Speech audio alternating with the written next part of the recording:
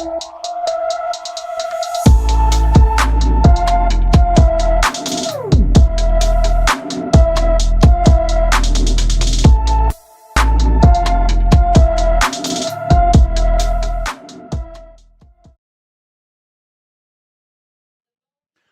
into this live edition of Chat Sports. We are live here for a World Cup watch party. It is Spain, it is Portugal, two of the biggest footballing nations in the world going head-to-head in Dallas, Texas at Cowboys Stadium, and it is going to be an absolute doozy. I'm Jeffrey Guberstein alongside partner in crime Sam Brown. We're not only going to be live for this game, but we'll be live later as well for the United States versus Belgium round of 16 bout. It's going to be a great day of soccer here in the United States. Mr. Brown, how are we doing today? Feeling blessed, feeling very excited to be able to break down these two games here at Chat Sports with you guys. We've got a doozy here at this 2 o'clock slate with Spain and Portugal. Talent all over the yard in this one. I'm going to be very excited to see all these phenomenal players really get to square off and get to see who gets to move on to the quarterfinals, and then obviously later tonight with the USA and Belgium, a massive game and a massive day in this country. There's the logo too. A massive day for this sport as well in the tournament.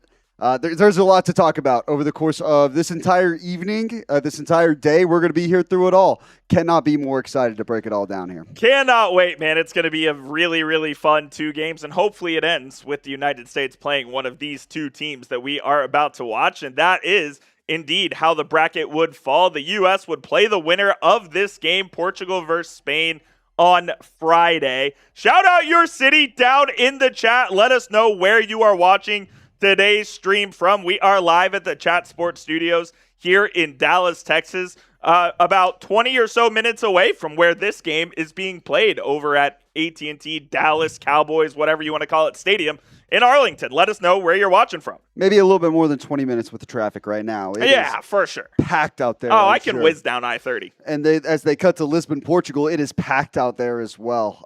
A massive day for Iberia in general. Yes. This is turf wars. This is all about who is best in that portion of the world. I can't wait. I see Naheem from Philadelphia. He's always watching. I see Wasim watching in Irvine, California.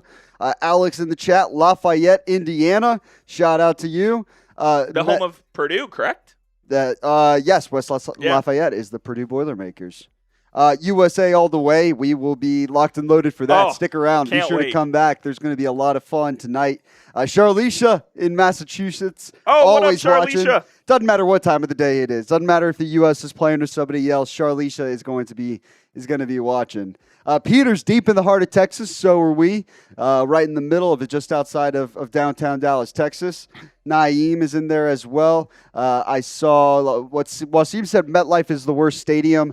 The final should have been at AT&T, but that's really neither here nor there. It's in the past now. The final was going to be at AT&T until a certain someone stepped in to get it in his home city, and I think you know who that certain someone is. He's been in the news lately when it comes to soccer. Sensing a trend. Yeah, I mean, I guess so. He helped us out pretty massively here with Flo Balogun's suspension getting overturned to be ready here tonight. That's for later on. That's for later on, yes. This game, though, we might be witnessing the end of Cristiano Ronaldo's international career, as he did say after this tournament he will be retiring from international soccer. So this could be his last game ever in a Portugal shirt. Yeah, we'll talk quickly about this game over the course of the next 10 minutes leading up to kickoff, but it is really the reality that we face. And by the way, the reality that we face with Messi, I know it sounds crazy with how he's playing right now, but it would be hard to imagine that he is playing at 42, going on 43 years old in 4 years.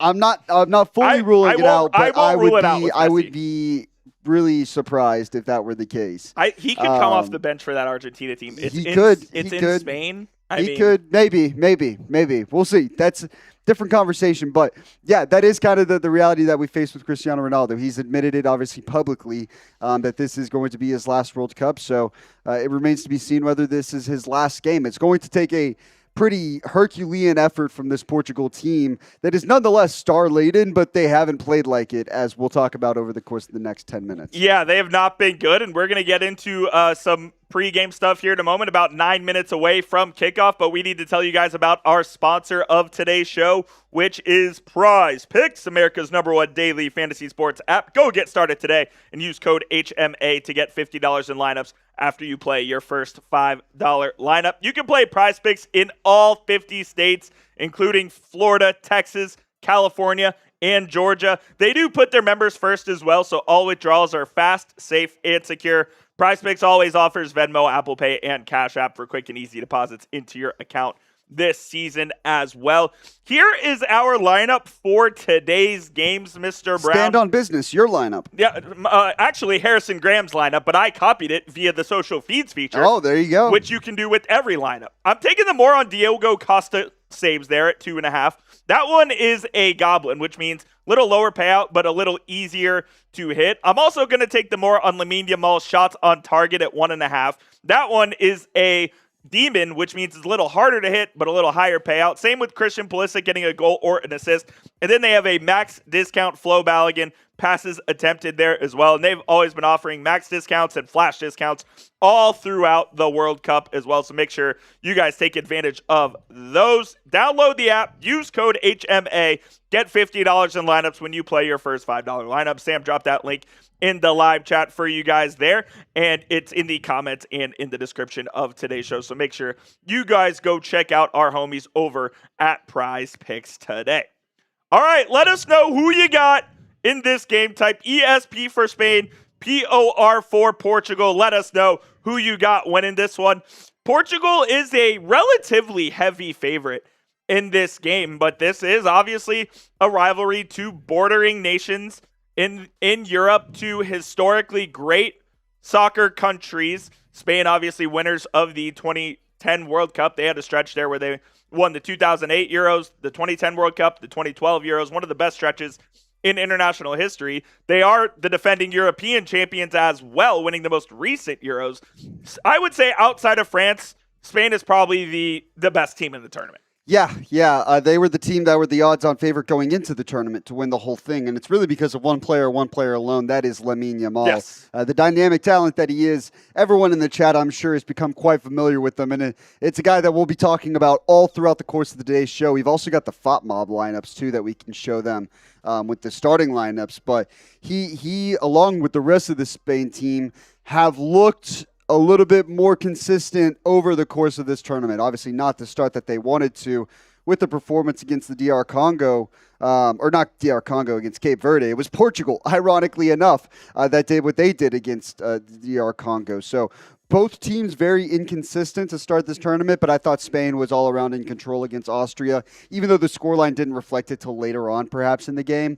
It was one of those where they were not going to lose that. And so now they're faced with a stiffer test in Portugal, who they themselves have not lived up to their own expectations with that DR Congo performance. And that, I think, has extended itself into the later parts of the group stage. I'd be curious to see, after that performance against Croatia, where they really had to dig deep and show some grit to pull out with that one, what does that translate to as far as this Spain team goes? Are they still going to be motivated for that challenge or drained from it? Yeah, and as you mentioned, this Spain team just absolutely loaded with talent. You just look, they have star after star after star. Lamine Yamal, obviously the biggest one of them all. On the right wing there, you have Rodri, a legend of Man City, one of the best midfielders in the history of the game. You have Marc Cucurella at left back, former Chelsea player who left for Real Madrid this summer. Like, they have Aymeric Laporta, they have Kubarsi. They are stacked across the board, this Spanish team is. Yeah, and I think they, funny enough, will be not fully similar to some of the teams that you've seen in this tournament, but Rodri is going to be a real holding defensive midfielder, and Pedri is going to be the one with the freedom to float and be the connective piece between the two, and that includes whether they're going to set up offensively around the Portuguese block, or whether they're on the break with Lamine Yamal, with Dani Olmo, who I think is a really underrated player and has had some nice moments, or whether it's with Oyarzabal, who has started to heat up over the course of the last couple of games. A nice performance in the last game as well for the Spanish team. So, yeah, he's a pretty connective piece there as well, playing up top. And while he's not like the most prolific goal scorer in the world, he's a really just smart and high IQ player, and he's definitely key to what they do. And then on the other end, I mean, the discussion surrounding this Portugal team has been whether or not Cristiano Ronaldo should start. He continues to play. He continues to start up top. They did change their left wing. They replaced Rafa Leao with Joao Felix over there on the left wing. They have, Bruno Fernandes, who's a fantastic player for Manchester United, alongside Pedro Neto there on the right side. And then their defense is, young but experienced in Renato Vega and Nuno Mendes on the left side of it. They have Ruben Diaz in there as well. Like, this team is no slouch whatsoever. Yeah. Now, I do think that their back line has been a little bit inconsistent relative to the talent that's been there, right? Nuno Mendes has obviously had that nice free kick finish earlier on in the tournament, but I think him and Joao Cancelo have provided some nice things offensively. They've had to compensate for it defensively in some regards. Now, I don't know that Diogo Costa has been tested so much by the likes of Uzbekistan, by the likes of DR Congo, sure. and an old Croatia team that honestly looked better than them for the better part of this game. Spain is going to be a different caliber of challenge entirely. And so I'd be curious to see how those two in particular, Mendes and Cancelo, try and balance the aggressive nature that they have in going up the pitch and trying being involved in the attacking part of the field for this, but also knowing that they need to get back. And there's Anthony Taylor. I forgot he may be the man who decides it all. We have the reality. worst ref on planet Earth reffing this game in Anthony Taylor of England Boo. in the Premier League. He is an absolute corrupt. I can't even use the word I was going to use. Can't stand him. But nevertheless, he is a corrupt. 2 minutes from kickoff. If you're ready for the game, spam those me's in the chat. We got 300 people in the building right now. Good audience here on a Monday afternoon in the United States. This is a packed house at Cowboy Stadium. I want everyone spamming those me's in the chat. Quick score prediction. Ooh, score prediction. Spam those me's. And then we'll get some shout-outs. Keep spamming the me's. My score prediction, give me the Spaniards 3-2.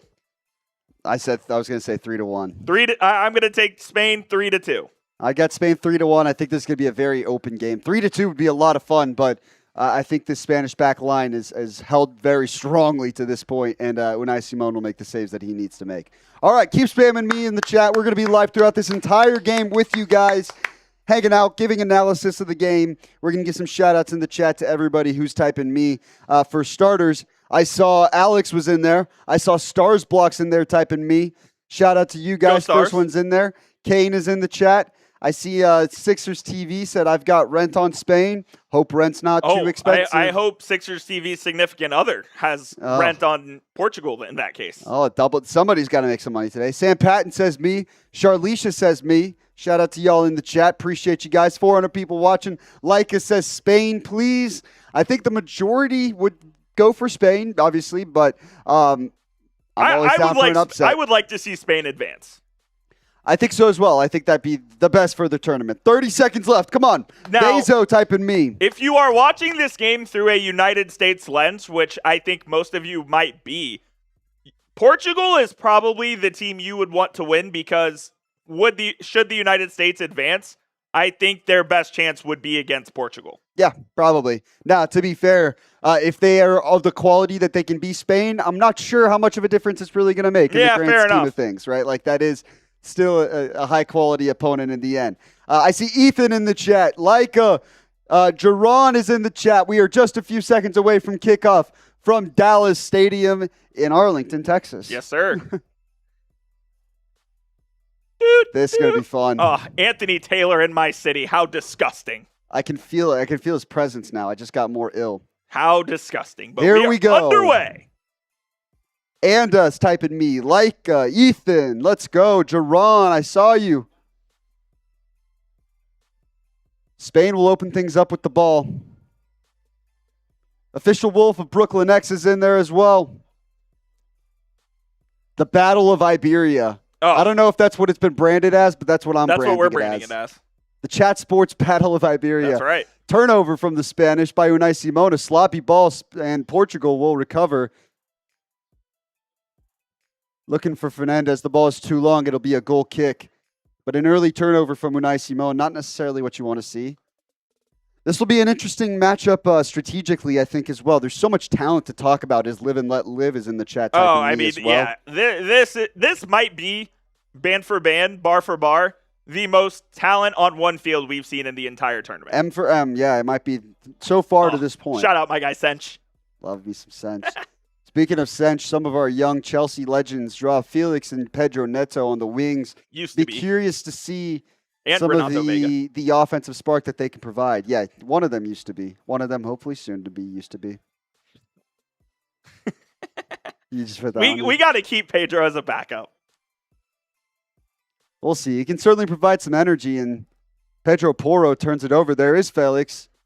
Portugal with a nice combination, a little bit of a hack from Yamal on Joao Neves, and Portugal will have a free kick just on the edge of half field. Roberto Martinez, the manager of Portugal, who has failed upwards at every stage in his career, getting fired from Wigan, then going to Everton, then Belgium, and now Portugal. It is unbelievable.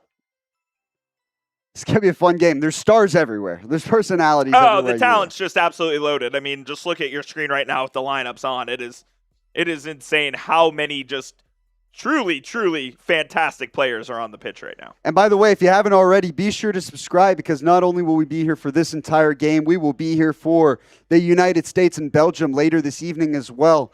Those two teams, the winner of this game and the winner of tonight's game, will collide on Friday, yeah, exactly. Friday, 2 p.m. Central, 3 p.m. Eastern, which is unbelievable that game is being played in the middle of the day. Yeah. SoFi Stadium, once again, Inglewood, California. It'll be 12 o'clock for them. Is that one's Inglewood? Yeah. It'll be 12 o'clock noon. As Spain on the break. Fire from Oyarzabal.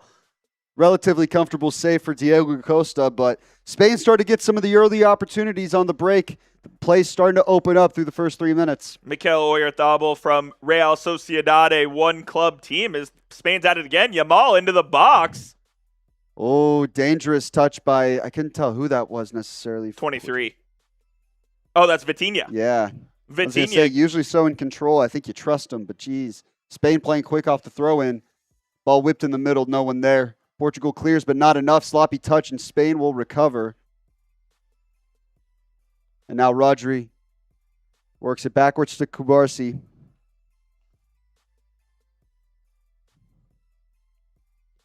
Yamal working his way into the midfield, directing play and tries to whip it in, but the through ball is not there. Joao Felix with some defensive work. Yeah, Felix has looked pretty good in this one. Is he playing all the way? Yeah, he's playing over on the right. I guess further on the left wing. It's now, Pedro Neto, but there's probably a little bit of versatility between those two. I just don't think that you're gonna see too much of it from Roberto Martinez. Yeah, Neto thinks he's two-footed. He's really not, but he thinks he is nonetheless. We did get our first super chat of the day coming how about that? From our guy Ronald. We'll get that on screen right now. Shout out to you, Ronald. Appreciate your support. Nice. Any super chat we'll put on screen right here. If you have a question about the World Cup or about anything else in general, we'll throw it up on. Diagonal ball botched by Nuno Mendes. Poor first touch. Spain will take over inside their own half. Yeah, both teams just trying to feel each other out at the moment here, with Spain in white, Portugal in red. Portugal technically the home team for this one. I don't know how that works. A little bit of a press there on Kubarsi. He's able to get it up the pitch. And there's Bruno Fernandes. He will get it off of Pedri, and that's going to be a throw-in for the Portuguese. Obrigado. Parabéns. Parabéns.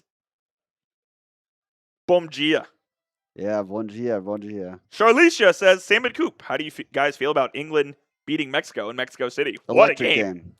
What a game that was. Long throw into the box, cleared by Spain. They'll try and go on the break. Oyarzabal able to push it. Baena will reset things for the Spanish. Yeah, electric game, start to finish. Had everything that you love about the sport and everything you love about the World Cup, the emotion, the competitive nature, players, flying around, making sliding challenges, sometimes a little bit too dangerous, as we saw by the Kwanzaa red card. Hopefully Reese will be back for Saturday. It sounds like he will be. Potentially, which is huge to see. Usually those hamstring injuries keep him out for like a month. Yeah, minimum. And he's dealt with his fair share. Jed Spence, when he came on, though, him and John Stones were absolutely unbelievable in that game. Yeah, I mean, you can criticize Tuchel for the squad selection. I think when he's had to, he's pushed the right buttons coming off the bench and made the right choices for England to come out, to find ways to come out on top. That's maybe my biggest takeaway is how they've closed out the games more so than how they've started them. They will take on Norway in the quarterfinals. That one on Saturday at 4 p.m. Central, 5 p.m. Eastern. That'll be an awesome one. Erling Haaland, the hottest player in the world right now in the World Cup. I mean, well, him and Messi, he has just been unreal. As Portugal getting an attack here, there's a shot that goes just over the bar. That was who? I can't even tell who that is. That was Joao Cancelo. Yes, Cancelo. Oh my goodness, I couldn't even tell. And he's just outside the box, or just inside the box, tries to go upper 90 and sails it just over. It's going to be a Spain goal kick, but that was a dangerous attack from Cancelo. Wanted a deflection as well, but I think Unai Simon just got his hand away in time. Now Spain going to work things short off the goal kick, try and build out of the back. Kubarsi able to gain some space up the field, send it long, but in the end, Portugal recovers. And they'll reset with Ruben Diaz and Renato Vega, another Chelsea hero formerly. Yes, for 6 months. Yep. Yeah. Now he's starting in the World Cup. He's now at Villarreal, and he bet on himself, and congratulations, he won. Yep, smart bet. Portugal with retaining possession here. Nuno Mendes over to Bruno Fernandes, and that's intercepted. Now Spain will try to go the other way. We'll see if they can go quickly as they start a quick counterattack. Here's Dani Olmo. They're in on goal, and oh my God, Oyarzabal misses a wide open one-on-one to the right side. He might have been offsides, but if he wasn't, he just has to score that. No, God, he's onside. Vega kept him on. Oyarzabal's one-on-one with the keeper. He beats the keeper, and he just misses just to the right of the post as Spain gets the first golden chance of the game. Oh, just pulls it. And he pulls it by about a foot. Spain will be kicking themselves for that one. Yeah. By the way, so far through this game, we're 8 minutes in. We've gotten one touch on the ball from Cristiano Ronaldo. Yeah, it was kind of like Haaland yesterday. He got no touches of the ball early. Oh, there's two. Until it mattered. There is two. He's on it now, trying a couple step overs. Now to go back, it's into the box over for Felix, who's going to go chase it. And he'll get that and step over and try to make something happen here on the wing. He'll throw it into the box there, and that's going to be intercepted, but I think it's going to go out. Yeah, that's a corner kick for Portugal. Yeah, that's a cheeky play from Felix. That's exactly what they're going to need in these types of games. Like you've got two talented teams, right? Playing in structure is not necessarily always going to get the job done. You need to work outside the box. You need a little bit of flair. You need a little bit of creation. And that is Joao Felix in spades. Literally going to say that's where Joao Felix comes in. That's probably why they went with him over Rafa Leao, who is a good player in his own right, but Felix probably has more of that creative ability. As Bruno Fernandes about to take the corner here for Portugal, scumbag Anthony Taylor yelling at people for no reason. If you guys are new to this game and new to this sport, here's a spoiler alert. The guy who's wearing black will try and make this entire thing about everything about him. As Fernandes does put it into the box, it's headed away. And shot blocked there, and they're going to go all the way back to Diogo Costa here. Pressure by Yamal. Costa will send it forward once again. He'll try to find Fernandes. As it's headed away, Fernandes gets it now, but it goes off of Rodri, who will reset with Pedro Porro back to Simon.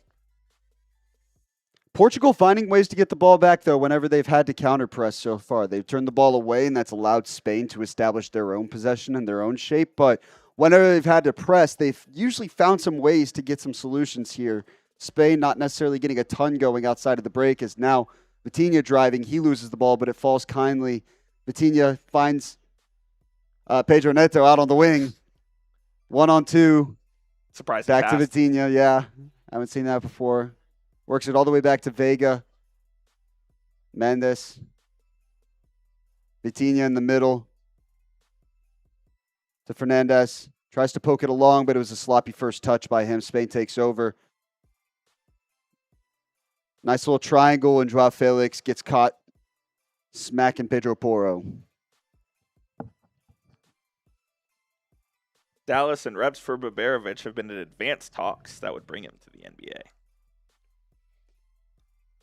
Ronald's got the right idea in there. He says, hit that thumbs up icon. If you love the World Cup, I mean, this has been an all-timer. We'll be live for you throughout today's game. We'll be live for tonight's game with the U.S. and Belgium. Handball off Fernandez. No, they're going to let him play on. He plays it through to Ronaldo, who's outnumbered. Step over, one-on-one. Straightforward shot at Simon, who makes the save, but it's a corner for Portugal as Ronaldo had a chance on the break. Although he was outnumbered, still found a way to get a good shot, a good look on target, and it's a comfortable save for Simon. Yeah, that's a routine save, but Ronaldo creating some offense there, forcing a corner, and you're more than 6.5 saves combined, or is it 5.5? Whatever it is. It's off to a great start. I think it might have been more than 6. We're already total. at 2.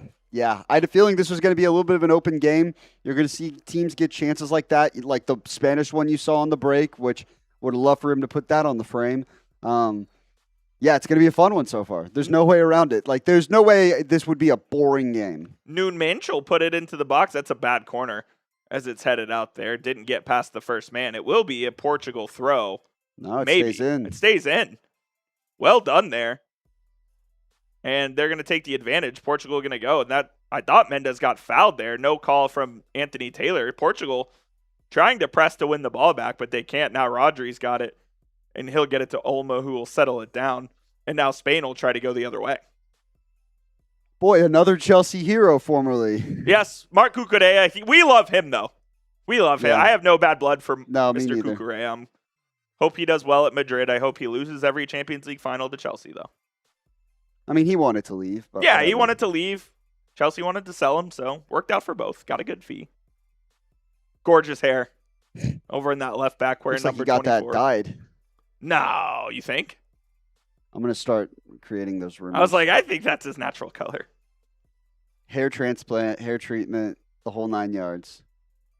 Oh, a nice ball through over the top, actually just out of reach of Pedri, who's making a diagonal run. Now Portugal will take over, and it's Joao Felix trying to work it around Rodri, unable to do so. Cucurella gave him some help, and now Spain is on the break with Olmo.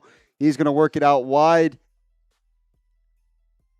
Baena tries to cross across the middle. Nobody's there. He takes a hit and blasts it into the field suites. Can't be doing that, Mr. Baena. No, not his best look. No, he's been an interesting player for them so far. Not a household name by any means, but he's also put in some nice shifts in a spot where, like, Spain hasn't necessarily had that answer. Who's that?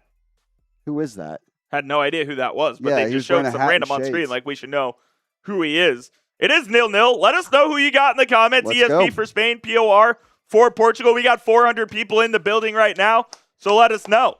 Pedro Neto against his former teammate Cucurella. What a matchup to watch. That's so weird. A hopefully former Chelsea ex-con against a Chelsea ex-con. Those guys that go up against each other every single day in practice.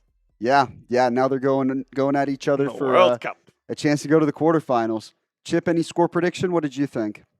3-1. I have both teams score in the first half. I don't think that's gonna happen, Chip. Yeah, We got time. It's been not a feeling out process so far as they survey Spain in possession right now, working things over from right to left with Pedri. Pedri trying to find that incisive ball. It's not been a full feeling out process. They've both had chances on net, but yeah, there's a little bit of timidness, so to say. It's not been quite as aggressive or as, open as you might think. But a lot of time left. A lot of time left to be played here. Let us know who you got in the chat. Shout out to everybody who's been tuning into today's show. 380 people watching us live so far. If you haven't already, hit that sub button as well. I think we got purged. We did. We definitely did. There will be work to do today. We'll get it back. A turnover by the Spanish, so Portugal will now reset with Mendes, who's been fantastic over the course of the Champions League season with PSG. Now he drives forward. Fernandez tries to find him over the top, just too long, and Simon with a nice play stepping up and claiming that ball. He's going to roll it out quick to Rodri, who tries to start a break for Spain. And there's a through ball to Yamal. Pass. Yamal's on the break. He's on. He cuts inside. Fires on net. It's saved by Costa. Rebound by Baena. Saved by Costa with a double save for Diogo Costa. My, oh my. What a double save by Diogo Costa to keep this one 0-0. Things are opening up now. Well done there. The first one was a little bit more comfortable. Funny enough, the shot by Baena is the one that I think causes him a little bit more trouble. And he fully lays out. What a couple of saves by the Portuguese goalkeeper. It was also fantastic in the last game against Croatia as well. Yes, he's one of the world's best. Who does Diogo Costa play for? I don't even remember. Porto. He's in. Okay, yeah, I knew he was one of the two in the Portuguese league. Yeah, that was unreal. Yeah, nice double save. Guess who had the combo more than 6 saves? We're up to 4 in 16 minutes. Woo! Shout out to Prize Picks. Baena with the corner. It's headed away by Ruben Diaz. Yamal's up there. He's going to chip it down to Cucurella. Work back across the middle. It's poorly done by Cucurella. I think he had guys there if he would drive it on the ground. He had time to take a touch there, but Yamal's got it on the edge of the box. It's in. It's going to be headed once again by Diaz. And Yamal was in an offside position, so that'll go out for a Portuguese throw in there.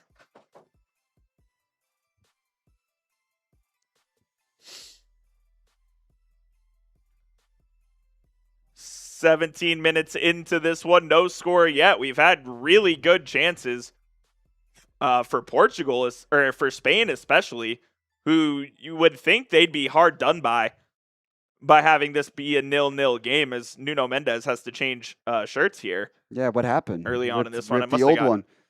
Spain was 61% possession so far. They've had the better opportunities, but it certainly feels like Portugal has not slouched back into this game by any means. Like, they've had some looks as well. A shot that was relatively on target from Cristiano Ronaldo on Unai Simon, but they've certainly challenged the net as well and forced him to make some decisions. So excited to see if they can build onto that over the course of this game. Yeah, both teams are settling into the game nicely. I think we're in for a really good one here between these two footballing giants. You got Rodri here in the center. He'll throw it out wide to Baena. Baena driving, finds Cucurella in the box, not able to square it. And that's going to be a foul on Baena, on Pedro Neto, who draws it. So that'll be a Portuguese free kick. He absolutely did dye his hair, by the way. Yeah. Both of them. Yeah. Is that a thing? Pedro Neto has light brown hair now. I can't stand him. Get him off my team. It's a fashion statement. Get him off my team. By the way, just as a side note, we haven't had a single bad game at AT&T, it feels like. Or no, they've all been really, really good ones. You see 60% possession for Spain here, 5 total shots to Portugal's 3. The XG, Spain's already got 0.57 to Portugal's 0.25. Yeah, that look from Baena was certainly intriguing.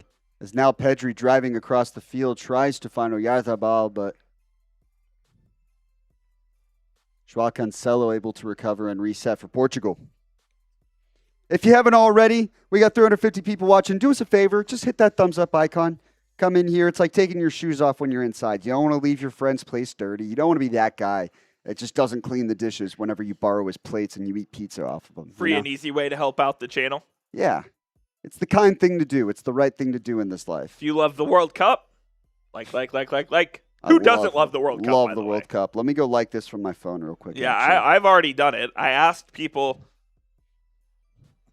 all my friends to like it. I hope they all did. As Portugal beginning an attack here. Now they'll send it all the way back to Nuno Mendes, who gets it to Vega. And they'll switch sides. Now with Ruben Diaz all the way across here to Neto. Pedro Neto from the right sideline. They find an opening. Bruno Fernandes in the box. And that's going to go over the bar. The shot. It's going to be in an offside position anyway, so it wouldn't have counted. Look at that. How about that for Inception? Make sure you hit that like button, baby. And vote on the live poll as well. Right now we got 54% of the votes for Portugal. Interesting. That actually surprises me. I'm throwing one in for Spain. I said Spain 3-1. I'm standing on business. This Portuguese midfield of the two PSG back-to-back Champions League winners in Vitinha and Neves haven't really gotten into this game yet. It's really been the wings for Portugal with Mendes and Cancelo and Pedro Neto and Joao Felix, who have done the majority of the damage here for Portugal, but no score nonetheless. Yeah, it feels like a lot of the work is being done through the wings so far. It's more so than trying to pierce the middle of the defense. And to be fair, Portugal has a solid unit on their back line as well. The Spanish have the talented back line as Rodri works it around to Pedri and over to Cucurella. Nope, he'll actually reset and now find Laporte, who has room to drive and step into. You got fouled. Yeah, foul is Laporte was trying to find a runoff run from Baena. Baena wants a card. That probably should be a card, to be honest, on Joao Cancelo there. I don't know. Foul away from the ball. By the way, what did we think about that Declan Rice yellow 90 seconds in yesterday? Oh, absurd. Yeah. They should appeal it. Just like you guys are, just like the Frenchies are appealing. We're not appealing. They are. They did. They already did. Well, yeah, it's yellow. just, it's customary. It wasn't going to amount to anything. They knew that. Did they? Baena about to put a free kick. Spain, not their first rodeo. Spain has all their height here in the box. See if he can put an enticing ball in here. Baena whips it in. It's almost reaches the head of Dani Olmo. Oof. Then that's going to take a gnarly deflection for a goal kick here. And we're going to go to the hydration break, which means we have reached the halfway point of the first half with no score. That shot was from Pedro Porro, by the way. The right back went off the noggin of Cucurella, the left back. Pedro Porro and Cucurella both have a little bit of a nose for goal, as they both have scored some important goals for their clubs over the last couple of years. Mm-hmm. Porro with Tottenham, Cucurella with Chelsea. But we have no score. It's been a pretty entertaining first 23 minutes, but nothing to show for it yet. We will be back in just a moment, but I need to tell you guys about our sponsor of today's show, which is Prize Picks, America's #1 daily fantasy sports app. Make sure you go get started today and use code HMA to get $50 in lineups when you play your first $5 lineup. One of my favorite things about Prize Picks is they're always offering flash and max discounts. For instance, for today's World Cup action, they've got a max discount on Flo Balogun, which is more than half a pass attempted. Balogun going to be in the starting lineup, eligible for the United States after getting the red card in the round of 32. He just needs to attempt one pass, and you hit that projection. Paired it up with Diogo Costa, more than 2.5 saves. I believe he's already got 3. He's got 3. So that is already cashed in. That one has already cashed out. Lamine Yamal, a shot on target as well, or 2 shots on target, and then Christian Pulisic. He's got 1 already, so we're in a great spot with this lineup. This is a good start. So we just need Christian Pulisic to get a goal or an assist, and we're going to win $77.50. Shout out to Harrison Graham. Go copy these picks over on the social feeds feature, or make sure you go do it with picks of your own over at Prize Picks when you download the app and use code HMA to get $50 in lineups after you play your first $5 lineup. That link is in the live chat right now. Support the show, support the sponsor. Go get started today. Shout out to Prize Picks. Hydration break almost done here at AT&T Stadium. So far, about 60% possession for the Spanish through the first 20-ish minutes here.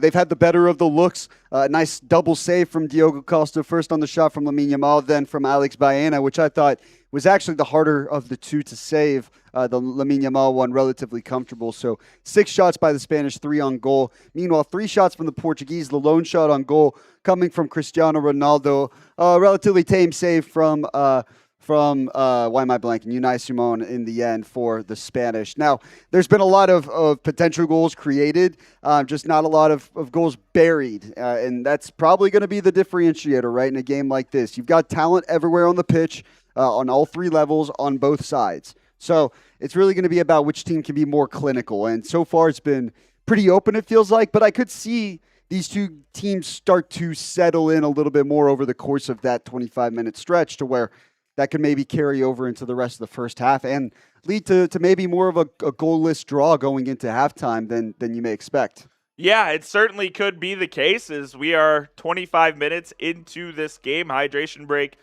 ends, and Portugal going to start with the ball with Renato Veiga to take this goal kick here for Portugal. And we'll see if there can be a breakthrough here before halftime over in Arlington.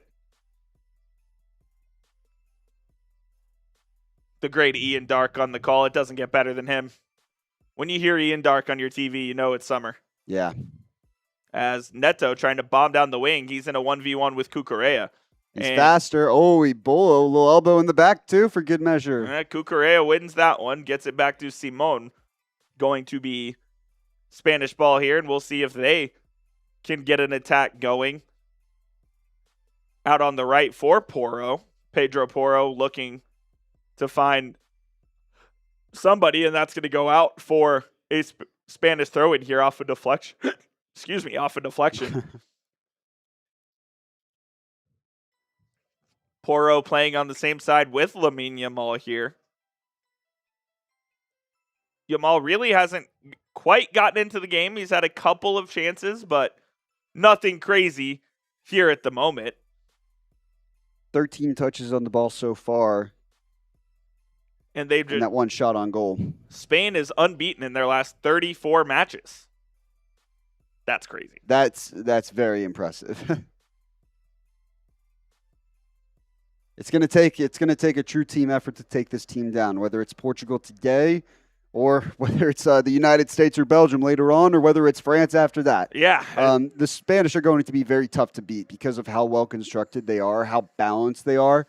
But I think also just how well they play together. This is a veteran team that's been together for a while, and maybe a new golden generation of sorts coming together in its own with Yamal and Pedri and players of the sorts. Kubarsi as well. They are a fantastic team, and they're going to be just as tough to beat as anybody here in this tournament. Hell, and it could be today. Like Portugal absolutely could beat them if they're able to break through this team, but they're just so well organized, so disciplined, so talented. They've got everything you need to win the World Cup. And if you see Spain lifting it at the end at MetLife Stadium in a couple of weeks, that would not shock me in the least. Yeah, don't be surprised. Ruben Diaz on the right side of the Portugal defense, trying to advance the ball as Portugal's looking for an opening. They have not found one yet. Spain going to force a turnover. We'll see if they can retain possession. They do. Here's Dani Olmo on the center circle. He'll try to find Lamine Yamal, but a great sliding interception by Renato Veiga to get Portugal the ball back. And if that ball gets through, that is Yamal in the back of the net. Yeah, more likely than not. That's usually what happens in those spots. And it seemed like the pass just lacked a little bit of power to begin with, but still almost wrangled through. Well done by Renato Veiga. And now a nice diagonal ball by Veiga to Pedro Neto, who gets pulled down by Marc Cucurella. Oh! I think they're saying he leaned into him. Yeah, they're going to call the foul here on Neto, I think. Or they're going to call it a handball. That's what it is. They call it a handball, so it's going to be a Spain free kick, and now Spain trying to advance it forward. Dani Olmo's got it. He'll throw it out wide to Lamine Yamal. The overlapping run from Porro. A good pass from Yamal. Porro tries to put it in, but it is blocked by Nuno Mendes. That's going to be out for a Spain corner. Really good, quick attack there from Spain to force the corner with Porro and Yamal. Those two have a really good rapport. By the way, you saw the same thing I saw there, right? Between Neto and Cucurella? Yeah, a little push and shove there. A little scrappy, yeah. Did they hate each other? Nah, they don't. That they would don't be hate something. each other. Thank you so much to everybody who's tuned in. If you haven't already, hit that subscribe button. Shout out to YouTube for purging us. Yeah, they got rid of a couple bot accounts. So we got a little work to do to get to our next milestone, which is 436,000 subscribers, as Cucurella will receive the switch and work it back to Pedri on the edge of the box. He's got time to work, finds a ball in. Nobody there. Olmo on the rebound off Costa, but he pings it wide. Costa, in the end, wasn't sure whether he had to defend the cross or the finish. What an inviting ball in from Pedri. Yeah, as well. It's put in a really dangerous spot. Costa was sort of in no man's land. He goes out, can't quite claim it. And then Olmo couldn't put it in the back of the net as there was a wide open net. Yeah, it was Kubarsi who was there as well, and he came charging up the field, but it was just slightly too long for him, as now Ronaldo draws a foul inside his own half. Aymeric Laporte gives him a... Not good enough for the French team, so he decided to go to Spain. Yeah, and he's won a Euros before Mbappe has. What about a World Cup? He's working on that one. The Euros, sick. Where is he? Is he at Atletico now? He's at Bilbao. Bilbao, that's right. He was at Al Nassr for a little while there. Yeah, he was at City for a while. Really solid center back there for the Spaniard/French.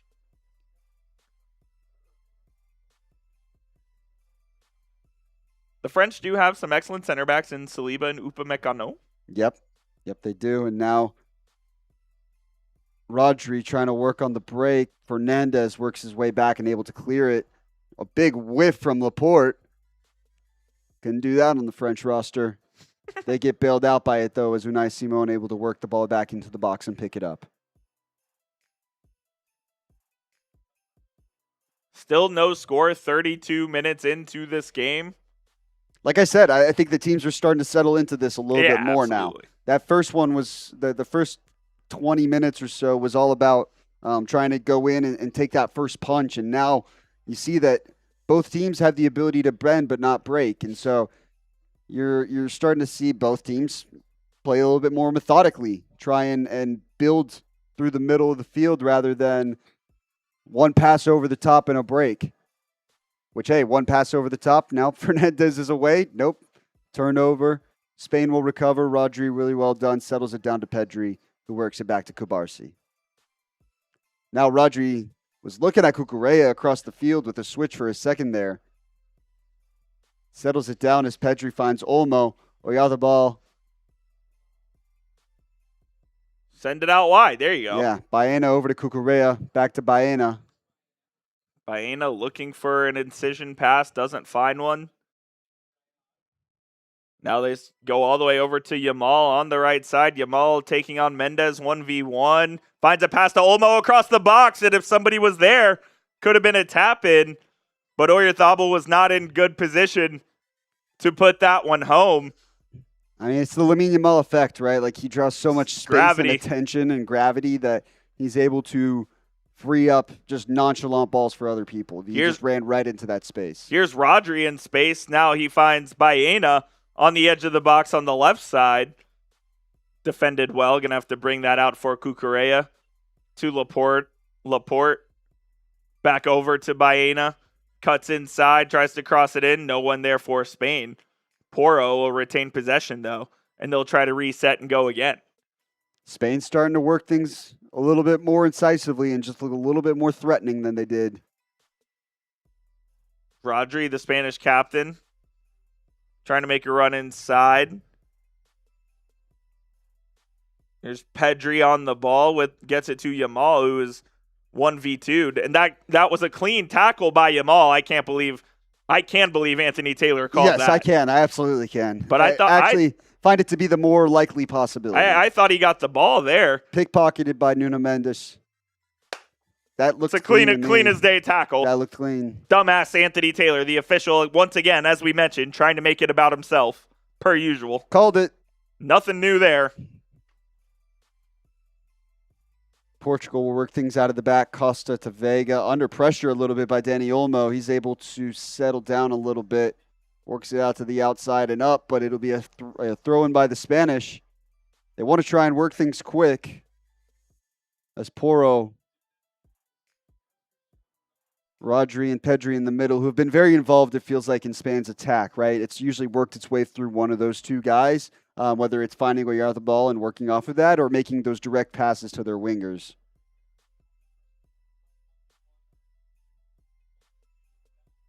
Kubarsi tries the long ball to Oyarzabal, but too long. Costa is there for the Portuguese. That won't count as a save, but you're still in good shape. Still in good shape. Still need about 3 more of those. Shout out to Charlicia. Says Sam and Coop, you guys do amazing commentary for the World Cup. A+. Charlicia, you are an A+ for being with us for every stream. You're always hanging out. We'll be live tonight as well for the U.S. and Belgium. I'll tell you what. Live at 7 p.m. Eastern Time, 8 p.m. Eastern Time kickoff. The vibes. The energy will probably be a little different than it is right now, to be honest. It will be different. That one will be a party.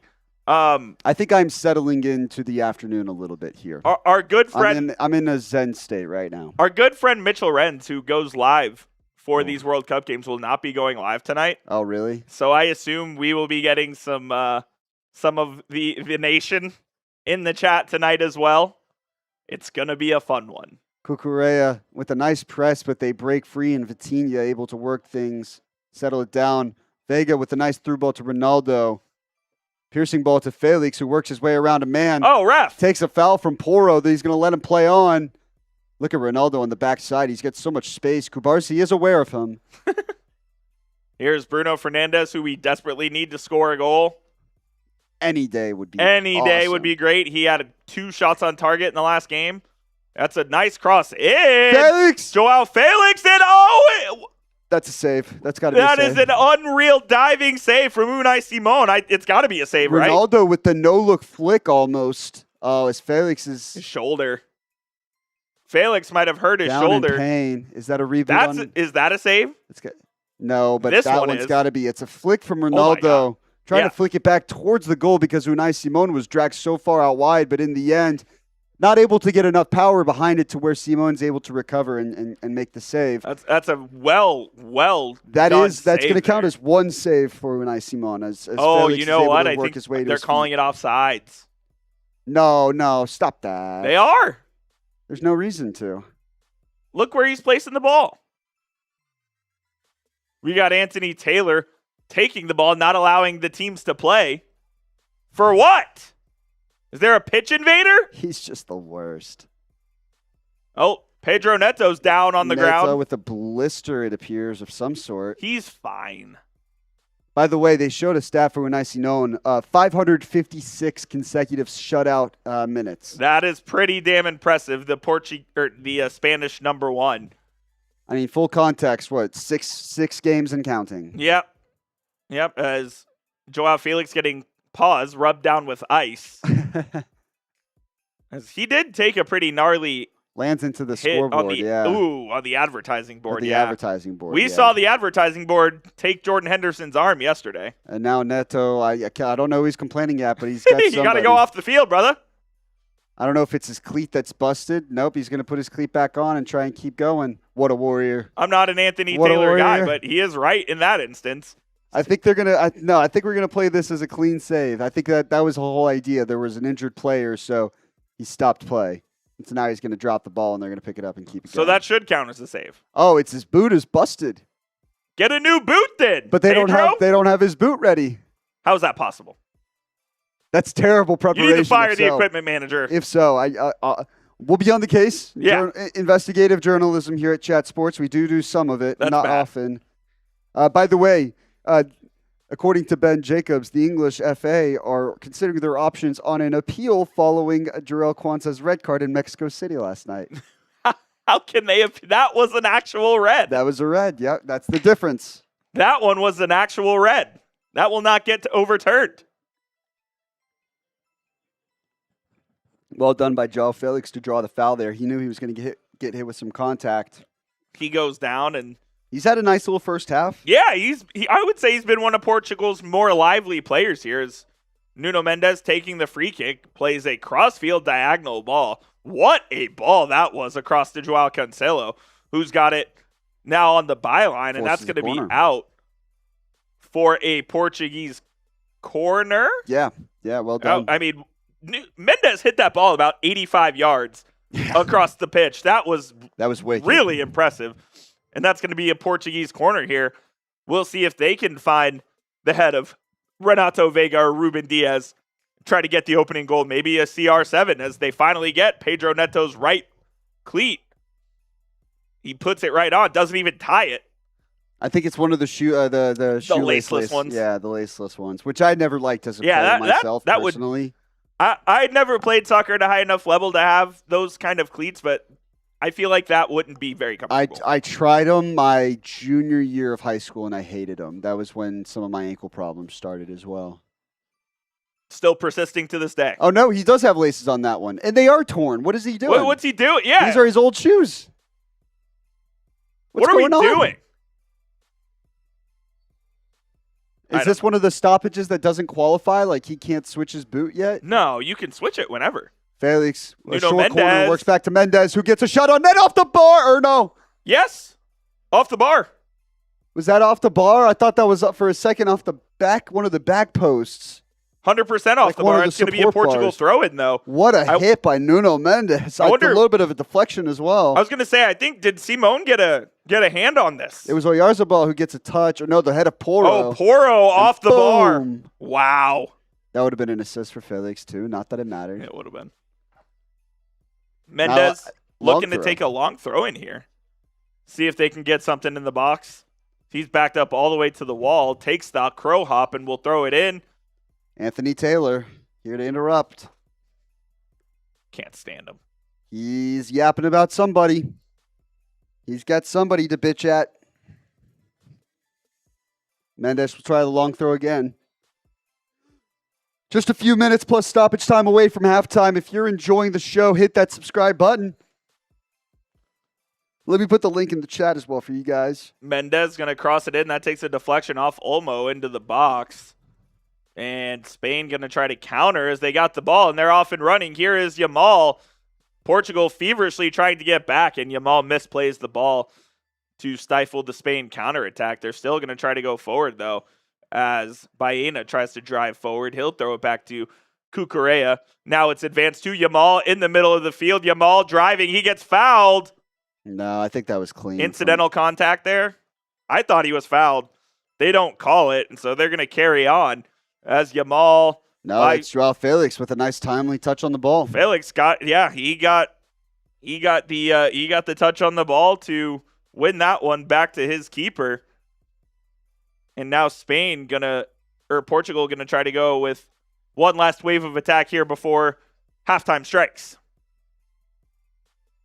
Shout out to everybody who's watched so far. We got 415 people watching live.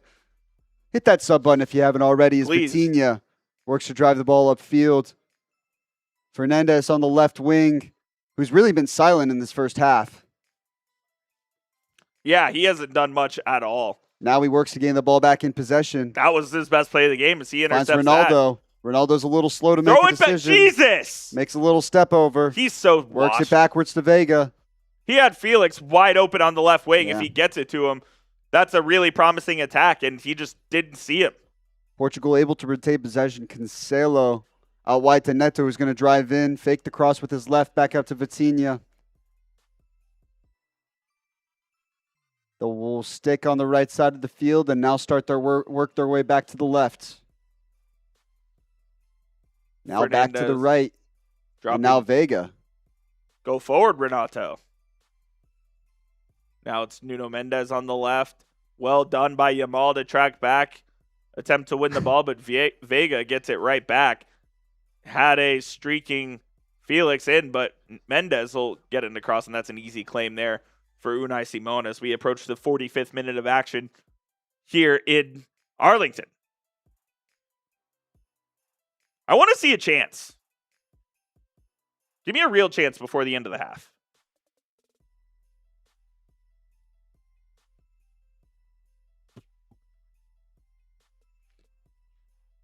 Here is Rodri out wide to Yamal. Or to Porro, excuse me. Back to Rodri will reset it. He'll find Olmo in the middle of the field. That's going to go across to Baena. Back to Olmo. On the right side with Laporte.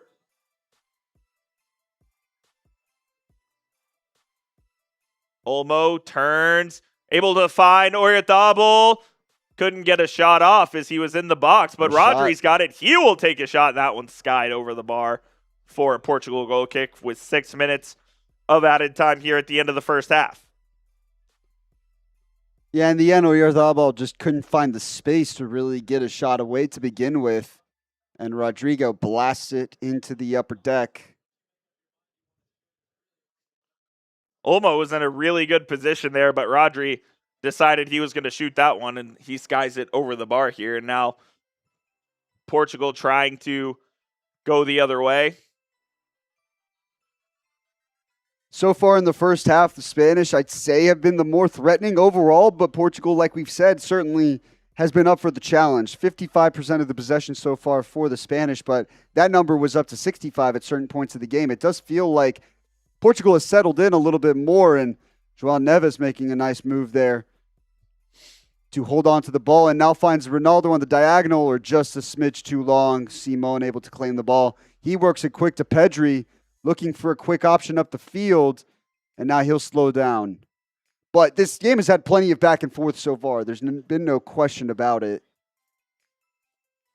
There just hasn't been either side showing the clinicality needed. Yeah. Is that a word, clinicality? No, I don't think so. We'll show the... No, come on. Is it clinicalness? No, I think if anything, it might be clinicality. I don't think clinicality is a word. Pedro Porro puts it into Yamal. I think Yamal was onside there. And a really... Oh, he was not onside as the flag goes up for offsides. I kind of thought Yamal held his run just enough. But he's off. He gets just past the Portuguese back line there. Still put it wide regardless. The Rams report, just sloppy play all around, mate. No clinicality at all. I'm looking for clinicality right now. Don't think it's a word. Let us know who you got in the comments. ESP for Spain, POR for Portugal. Spain is about to get a free kick here about 35 yards out. It's a tough challenge on Olmo. But in the end, it's one that seemed necessary as Spain starting to put together some combinations on the break and really starting to threaten on goal. As a reminder, by the way, we'll be live for the rest of this game. We'll be live for tonight's game between the USA and Belgium. So if you're one of the 400 people watching right now and you are excited for the USA and Belgium, you got nowhere else that you're going to want to be here than right here, I should say, with us. We'll be live an hour before kickoff at 6 o'clock our time, 7 o'clock Eastern, 4 o'clock Pacific time. Yep. Breaking down everything you need to know about this game, players to watch, keys to victory, everything in between. Alex and George saying Spain. George says, I'm for Spain, but don't ask me why. I know absolutely nothing about it. Long ball from Olmo. A little bit too long, though. Rodri works it back in and a flick on. Foul. They're going to call a foul. Anthony Taylor's He looks like the Voldemort, worst. dude. A foul on the Spanish as Portugal will work things back the other way. 3 of the 6 minutes of added time have come and gone as we're about 3 minutes away from the halftime whistle. Diogo Costa set to resume play here. And he will ping it out to the left side as Fernandez tried to win a header on to Felix, but he could not. And Spain will get the ball right back. Slaying Cat's in the chat. What's up, Slaying Cat? How we doing? Welcome to the show. I assume you'll be around with us later tonight as well. Oh, Slaying Cat will be here tonight. Don't you worry. Tonight's going to be rowdy. There's no way around it. We can talk about that game a little bit during the halftime show as well, as Baena trying to work on the break. And in the end, it was well done by Cancelo to try and shield him off the ball a little bit, or at least off the path of the ball. João Neves in possession for Portugal, going to slow things down. We've had some decent chances for both teams in this game as Felix on the halfway line tried to It's a good play idea. one. Yeah, and Fernandez applauds him there, but that'll go out of bounds here for a Spanish throw-in. About 90 seconds left until the halftime whistle. Rodri looking to advance to the left. Finds Cucurella. Back to Oyarzabal. It's all the way back now, and that's going to be as Spain will lose the ball here. As Neto picks it up and gets it to his teammate, who will quickly throw it back in. Portugal reset there with their back line, looking to play it out, and there's a pass that's pinged all the way out to Felix. That's a really good ball. And they're going to call Joao Felix for a foul here, and I think that is the right call. He's maybe been the most positive of them, though. Yeah, as he grabs and hooks Pedro Porro's arm, who did a nice acting job of going down, but foul nonetheless. Yeah, what are you doing? Unai Simon is trying to take the free kick 10 yards up from where he was supposed to be as he waves his team forward. This is probably the last action here of the first half. We'll see if Spain can generate a chance here. But it looks like we're going to go to the dressing rooms with no score as Simon sends it downfield all the way down the left side. Spain is able to retain possession as they had a surging Oyarzabal in. And Anthony Taylor will blow the halftime whistle. It is 0-0 at halftime between Spain and Portugal. You guys grade the first half down in the comment section. A, B, C, D, or F. B first half, right? Like nothing special in particular. In the end, like I said, I think both these teams came with the positive energy that you would expect them to bring in this case. Now, they've all lacked a finishing touch. I think that's been their main, I'll refill here in a sec at halftime as well. They've all lacked a little bit of that finishing touch that I think you would expect from these teams to this point. Now, the Spanish, I think, have been a little bit more consistent in terms of the combinations and the build-up and working things up the field. The Portuguese have shown a little bit more flash, perhaps, a little bit more flair, a little bit more creativity in the way they've been creating their chances. So very even overall, very even by both sides. It feels like we're still waiting to see who wants it more in the end. Both teams want it. That much is evident. You certainly would hope so. It's all about who's going to be more clinical, who's going to seize those opportunities, who's going to create those opportunities to begin with, who's going to make the right decisions off the bench, pushing the right buttons, so on and so forth, because this one is anyone's game. There's no question about it. Spain are still the favorite in my mind. I wouldn't expect it any other way, but not for any reason to say that Portugal can't win it themselves. Like, they have every chance to do so. So I see George in the chat typing B, Slaying Cat typing C, Ronald typing B as well, Surab typing C. Good defense by Portugal. I agree with that. I thought they were very solid. Gave up a few chances, but Diogo Costa may be the player of the half so far for them. Yeah. He's already got 3 saves in the first half. Unai Simon already has 2. Both keepers have shown up so far to this point. Yeah, look, it's been a really, really fun and solid half here with both teams. Both teams have had solid chances, but neither team able to get that breakthrough goal to get a lead coming into this halftime here. I'll be interested to see what adjustments both teams will make. Roberto Martinez on the side of Portugal specifically.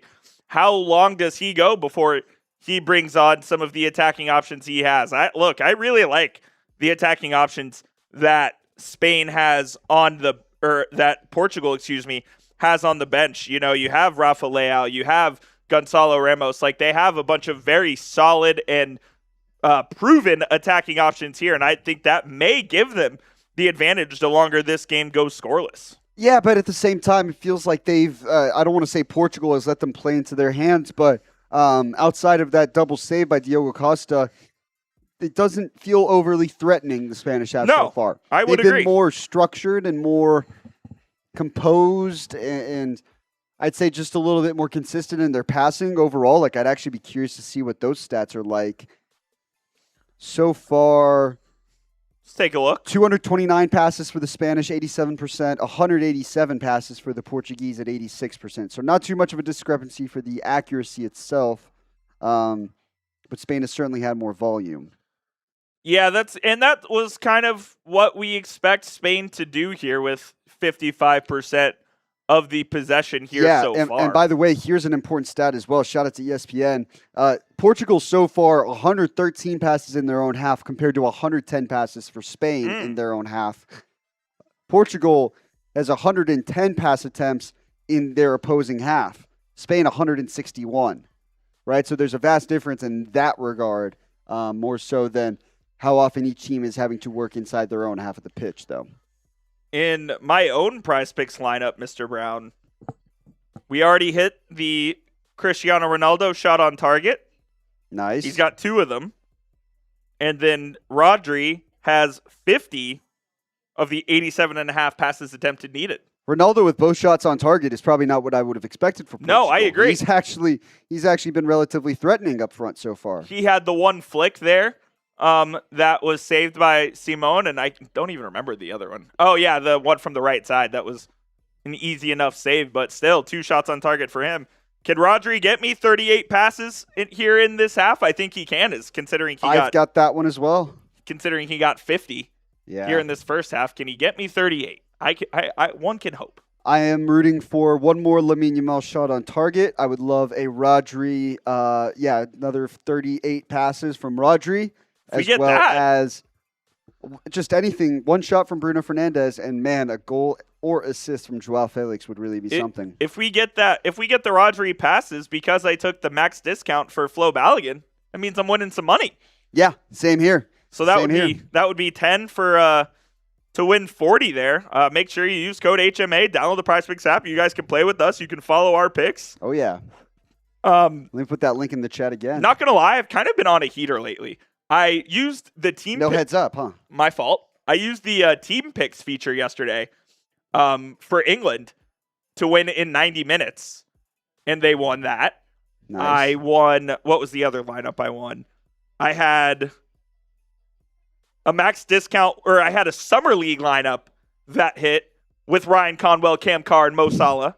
I remember that one. Yep. And then I had a one that hit as well, which was a goals allowed combo between Spain and Austria, plus Messi to score, and then the Joey Chestnut max discount as well. Yeah, shout out to PrizePicks for the 4th of July discount. That one was actually very fun. Make sure you take advantage of those max discounts, because it's literally a free square essentially in your lineup. So it makes a 2-player lineup of 3, a 3-player lineup of 4, and so on and so forth, and it just boosts your payout if you win. Like, obviously, Joey Chestnut was going to eat half a hot dog. Obviously, Flo Balogun's going to attempt half a pass. Maybe not obviously, because who knows if he actually ends up playing. He will. But nevertheless, like, they're always offering those. So make sure you go check those out over with our friends there. By the way, some of the FIFA news of recent days, the French national team having to put out a statement after the Paraguayan senator Celeste Amarilla made some quite disgusting remarks regarding one Kylian Mbappe. Oh, really? I didn't see that. Very condemnable remarks. Condemnable remarks. Talking about his heritage? A certain word that rhymes with... Oh, no. Really? Hatist. I don't know. Yeah, no, I can... Yeah, I couldn't think of a ASC. Yeah, they were racist remarks that she made. That's not good. Not great. Yeah. Well, they're out, and France isn't. Yeah, exactly. We knew exactly what Paraguay was out to do on that game on Saturday. They were not there to win. No, they were not. And France is playing whom on Thursday? Morocco. That's going to be a fun game as well. That's a tasty little quarterfinal matchup right there. Yeah, there's France has had to overcome a lot of historical context in this tournament, and they may have to do so one more time if they take on a Spain, a Portugal, or a Belgium in the World Cup semifinals. That is a 3 or a US as well. God willing. Well, no, it could be in the semifinal, right? Yeah, it's one of these 4 teams. So that is a 3 p.m. Central kickoff on Thursday for France, 4 p.m. Eastern. Sam will not be live for that. I will be alongside Joe Cronin. So come check us out for that. We'll also be live for the 2 games tomorrow with Argentina and Egypt. Myself and Jeremy Chugs will be live for that. And then the 3 p.m. game, it'll be myself, Joe Cronin, and Dylan Summer live for that, which that one is... why am I completely blanking on what game Which one? that is? The 3 p.m. game tomorrow. Switzerland and Colombia. You did it. Switzerland and Colombia. So we'll be live every game this week.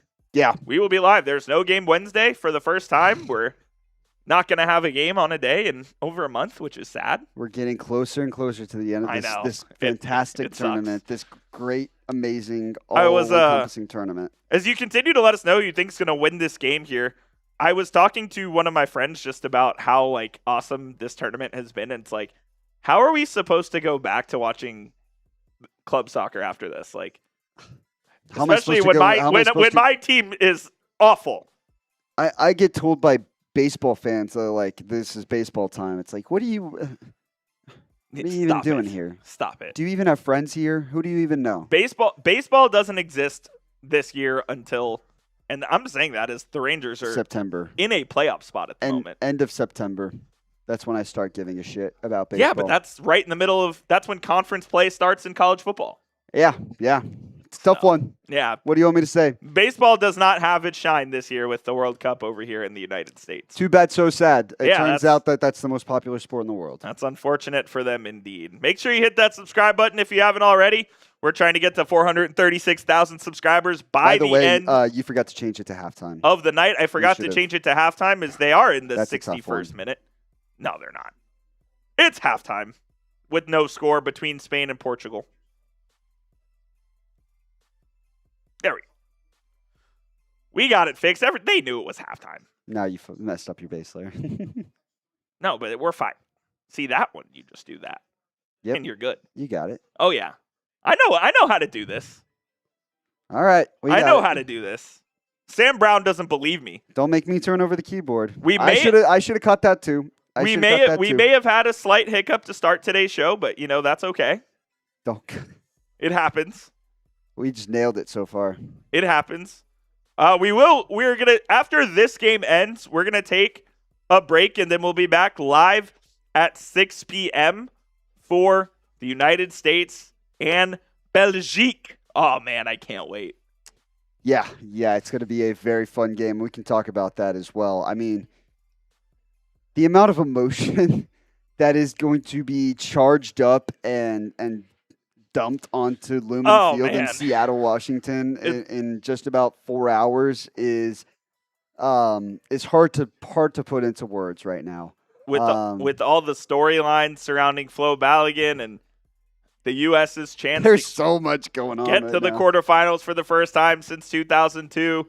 It's going to be a raucous atmosphere there in Seattle, who's known for the loudest environment in the NFL. I think it's going to be the loudest environment in soccer here in America. I mean, now Azteca the other night was pretty fucking I mean, they set the bar, right? Like I think if you're that's where it's got to be. If you're a U.S. fan who bought a ticket to that game, and man, if you're watching right now, please tell me. You got to be watching that game last night being like, man, they really set the tone. The Canadian fans as well have set the tone in Toronto and in Vancouver over the course of this tournament. We're also the last team standing, not by, we're not going to look into the technicality and the fact that it's just by straight calendar days. We're the last host standing. The last team standing. Last host team standing of the three. And I expect to win. That's what we've said every single game to this point in the tournament, even the games that the U.S. has sent in all their backups. And it feels like we have never been in a position in the round of 16 going into it, at least in my lifetime, where the United States expects to win their round of 16 matchup. Yeah, certainly not. I mean, you talk about the history that this would do for this team. The Netherlands in 2022, they did not expect to win that. Obviously missed it in 2018. 2014 against Belgium, they didn't expect to win the game going into it, even though they should have won. And then 2010 against Ghana, against Ghana. They probably should have won that game as well. And then they obviously did beat Mexico in Korea in 2002 to get to the quarterfinals there. But it truly didn't ever feel like this. I think the energy that they bring this year is unique. It's one that they've really grown into over the course of this tournament, where you may not have expected some stars to shine. They've really found a way to make an impact and to leave their mark on this country. But every game is a clean slate. Like I said the other night, the second you walk out of there, it's a clean slate. There's nothing to enjoy outside of that evening, which they certainly did. I saw the Weston McKinney videos. I'm in no place to speak. Oh, yeah. Maybe we shouldn't be dancing around with a speaker above our heads. I'm all for celebrating wins. I'm all for celebrating wins. I'm not trying to be the cop here. Charlisha says that teamwork, Sam and Coop. Hey, we appreciate you, Charlisha. Yeah, after we botched it. That's okay. We recovered well. We're back. We recovered well. Slaying Cat says, Coop, I remember you from Dolphins Today. You remember me. I'm still on Dolphins Today. Never left. Never left. Still there. Never lost. Going to be an interesting season for the Dolphins. And by interesting, I mean going to lose a lot of games. Maybe painful. Going to lose a lot of games. Hopefully we see Quinn Ewers play. That would be cool. Brad Stevens also holding a press conference right now. Yes, that was scheduled a couple days ago. Talking about the Jaylen Brown trade. And then Slaying Cat also asking, Belgium, USA, Portugal, or Spain beat France? Spain could beat France. Belgium, USA, or Portugal could not. Yeah, it would take a massive upset in order to make it happen, which sounds crazy when you think about Belgium and Portugal and some of the teams that they've put in years past and the talent that this USA team has right now. Yeah. I think it's been proven to this point that the French are the team to beat. And the bracket cleared up relatively well for them as far as having to play Sweden and then Paraguay in the first two games, as opposed to, Croatia and Spain for Portugal. I do think that no matter what happens tonight with the United States, unfortunately, their run will come to an end on Friday. Look, I think the U.S. could beat Portugal if they play their absolute best. I don't think that their A-game beats Spain, though. I think they can hang. I think it sounds crazy to say out loud. The only reason I would say is just I think the midfield of Spain is just so much better than the midfield of the United States. Rodri would just be able to boss that midfield of Tyler Adams and Weston McKennie alone, let alone Pedri right next to him. And is Anthony Robinson going to be able to defend Yamal 1v1? Like, I think Robinson's a really good defender. I'm not sure he's able to hold Lamine Yamal in check. I think the talent gap is obvious. I think the reason why I say they have a chance in any game against almost any team is really just the emotions and the vibes of the tournament. We saw what that did for Mexico. They are clearly less talented than the British are, right? Yeah, very true. And we saw what they were able to do. Now, British with a fantastic performance by England, following the red card by Jarrell Kwanzaa. They were unbelievable. They dug deep. Can I be critical of Mexico? I mean, too many crosses. How many fucking crosses are we going to throw in there? Like, mix it up. Try and be incisive through the middle of the pitch. Their tactic was so obvious for the last half hour there. Really poor to see, but they made it easy. I think in the end, emotion can overcome talent in a sense, and if they're able to tap into the emotions of the 12s, of the 12s, stand up 12. There's a 12th man at Lumen Field there's tonight. A chance. Baena with an early ball into the box, a little bit behind Olmo, cleared not quite fully by Vega. Cucurella recovers, and then turned over by Pedro Neto on the break. Neto with pace down the right wing. He's bombing. He's 1-on-3 right now as Cucurella does a really good job of recovering. Neto finds a pass. Now they switch the field here. Bruno Fernandes going to put a ball, tried to go into the box. I don't think Cucurella going to touch on that. Nope. That's going to be a goal kick here for Spain as the second half getting underway here. No subs for either team, so it's the same starting 11s. Oh, my God. Tyler Hero will wear number 42 for the Bucks. Ew. That's ungodly. Oh, that's just disgusting. Sorry, what were you going to say? You can't have that. Yeah. Let us know who you got in the chat. ESP for Spain, POR for Portugal. Get in there, get active. We got 250 people watching as our audience just starts to file back into today's show. Let us know. I've got Spain 3-1. He's got Spain 3-2. We are way off so far. Appreciate you, Slaying Cat. That's a real one right there.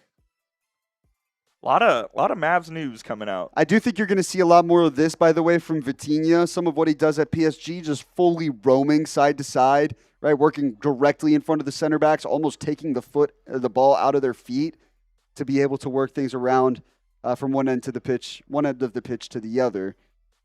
Pedro Neto wanted a Spain throw or a Portugal throw.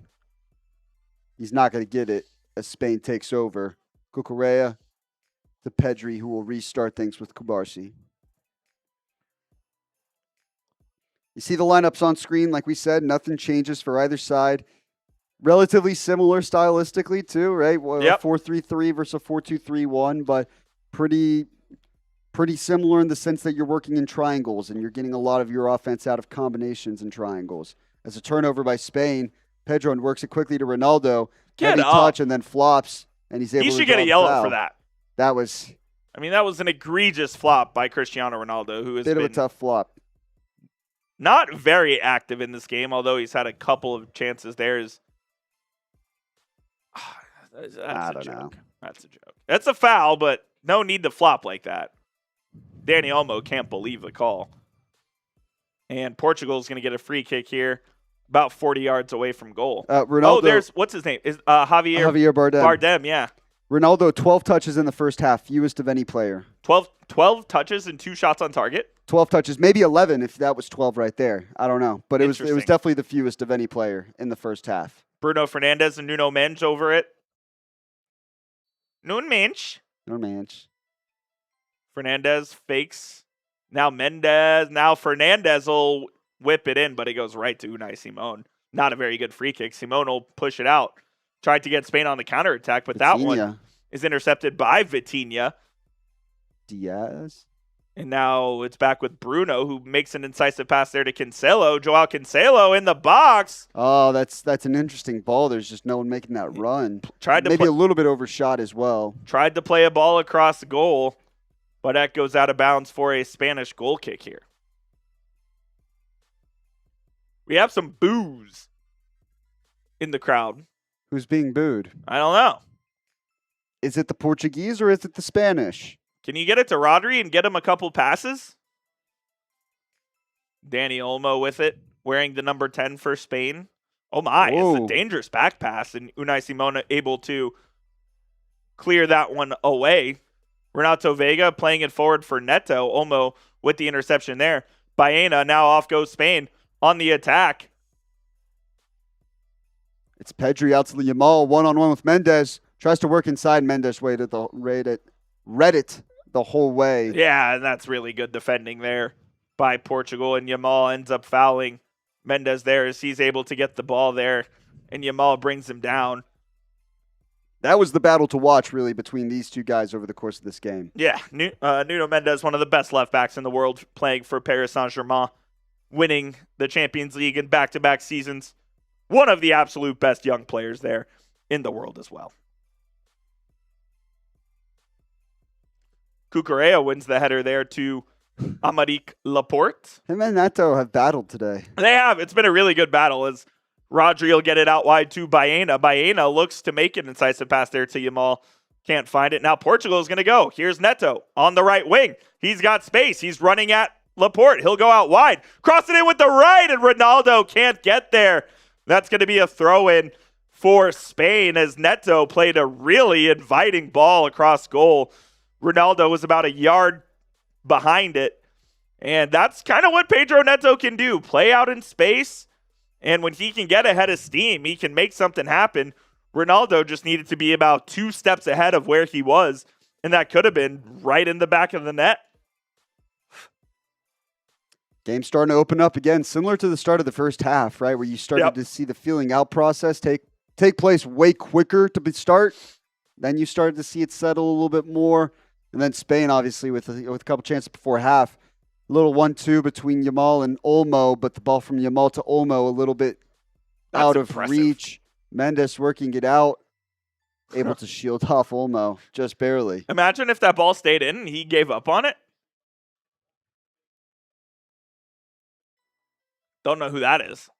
Valadao. Let's look that name up. Never heard of him, but he's on screen. Mendes with a dangerous throw-in into the middle, but it's found by Vitinha. Vitinha is off and running. Here come the Portuguese. Ronaldo could have played that ball. He had Pedro Neto in, but he couldn't. And that's stolen by Cucurella. Just an unbelievable recovery job there by Spain. And now they advance it quickly forward. Yamal on the right side. Going to get past Mendes. Here goes Lamine Yamal into the box with the cross. Finds nobody. Cancelo with the clearance there. And that's what Yamal can do. Turn the game on a dime in the blink of an eye. He did get past Mendes that time. And that's what he's going to have to do more of. I think he excuse me. I thought I was Hey, none of that. No. I thought I was holding back a sneeze. None of that. He was finding ways to get involved to a certain degree, but almost wasn't as aggressive as you'd like from the first half onwards. I think he had that one shot on target early on, and that's been it so far as far as his involvement in the first half. I mean, everyone knows how talented he is, and he's got to be a main focus for Portugal. But at the same time, you would expect Spain to try and find ways to get him involved more often, more like earlier on in these sequences, right? As now they're going to work their way over to left or right. He's making a run inside, and now he finds a pocket of space. Yeah, he's just got to find those pockets of space here like he did there. That is not going to be a call on Porro, as Portugal going to head the other way now. Ronaldo with it. That was Fernandez. Oh, now it's Bruno. Ronaldo. Now it's with Ronaldo. They look very similar from far away. Ronaldo with a bit of skill, able to get away. That is not a foul. Yeah, he dove 10 yards. He should be red carded for that. That is disgusting. That was damn near a front flip that he just pulled off. That is disgusting from Cristiano Ronaldo. And now it looks like a player injured. We'll see who it is. It's Nuno Mendes, who was hurt on that last action. Hopefully is okay, but it doesn't look like he is. And it could be a muscle injury, and this could be the end of Nuno Mendes' day and potentially tournament here for Spain. That would not be good. I think if you're Portugal, your options... Diogo Dalot or Semedo. Mateus Nunes. I wouldn't be surprised to see Mateus Nunes in this spot. Could be. Though a little bit more of a winger.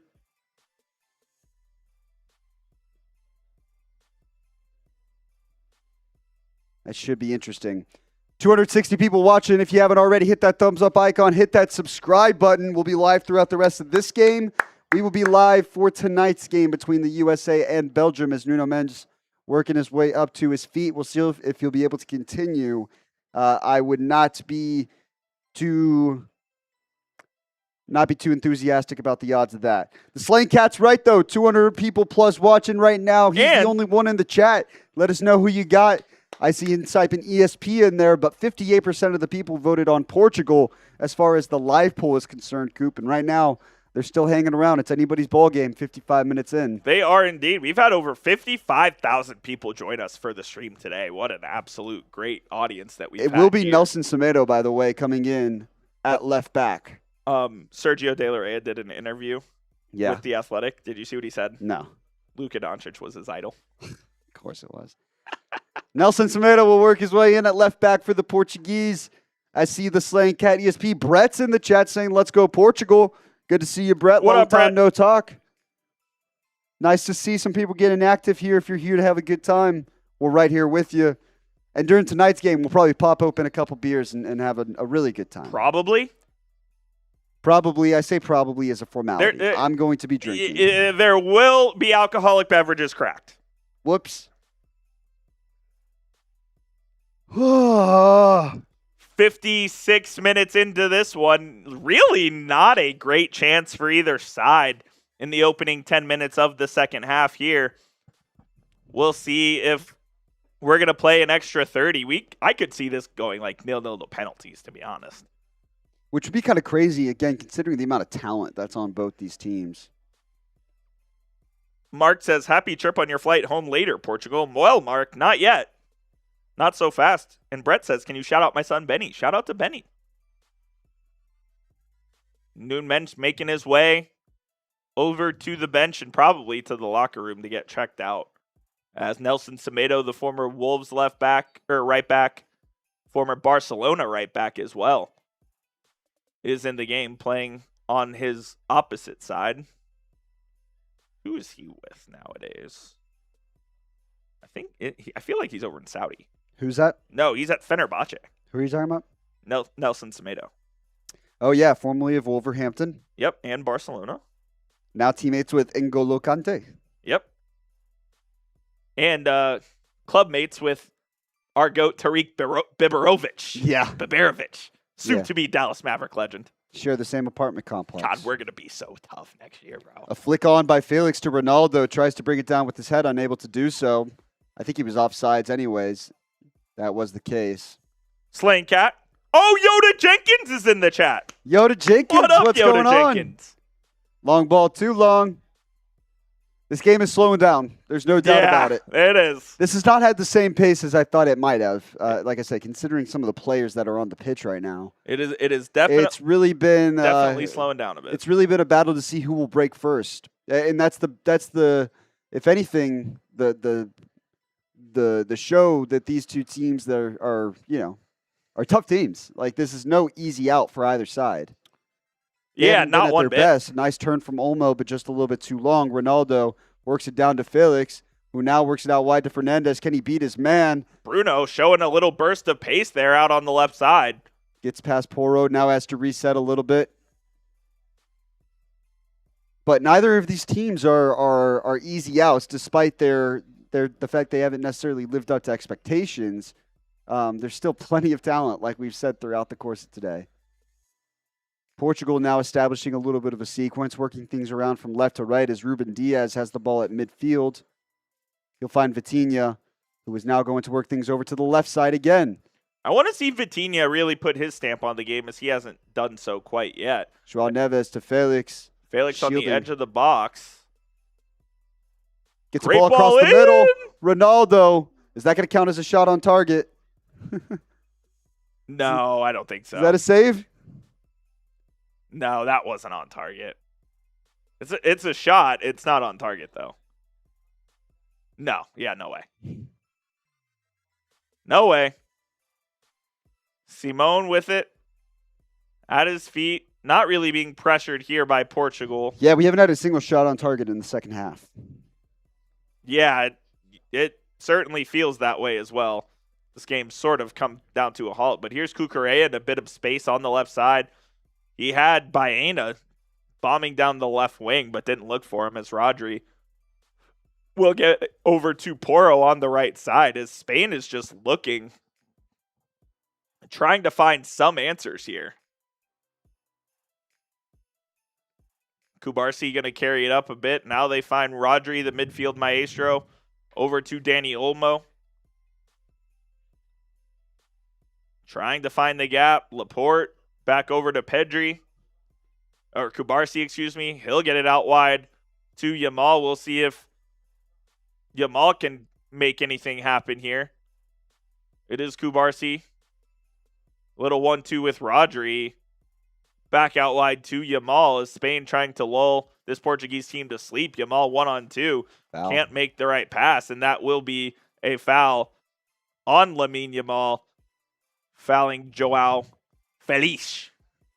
Second time that Joao Felix has worked his way back defensively and drawn the foul on Lamine Yamal. I actually think he's played excellent in this game. Oh, yeah. I would hate to see him subbed off, considering my prize picks has him for more than half a goal or assist. Oh, boy. It feels like he's been – that's a demon, by the way. So. Yeah. Olmo able to work things out the field, cuts it back to his right foot, finds Pedri. Pedri with the hit over the bar. Pedri had a really good look from about 20 yards out. I think it was a deflection off Renato Vega, by the way, for a corner kick. Yes, it was. Got the ref cam here. It was a sloppy turnover by Portugal, but Vega with a sliding challenge to get a tip on it. Alex Baena to take the in-swinging corner here. Cosma, I see you in the chat. Let's go CR7. Flicked on, going nowhere. Portugal clears, but to Yamal, who strikes. That's deflected again. Another corner we go. Spain took the last one quickly. Let's see if they take this one quickly here. With the right-footed Baena from the left side. 2 balls on the field. Rui Costa organizing his defense inside the box. Rui Costa. Did I say Rui? Yeah. Rui Costa. Baena puts it in. Costa able to handle that one nice. That was that's a good piece of goalkeeping right there. Tommy Brown would be proud. Yes, he would. Yes, he would. Goes over the top of Aymeric Laporte. Now Portugal will try their hand.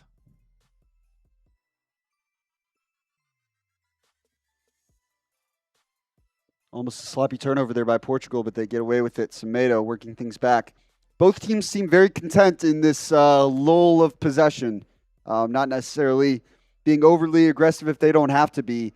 There's now a ball switched over from the right or the left side to the right. Joao Cancelo cuts inside, past Baena, works it to Neves. Neto back to Neves, who wanted a handball, but Spain will recover. No, nice counter press by the Portuguese. Work to the middle, and Fernandez back to Vitinha. Nice move to work his way back to the right.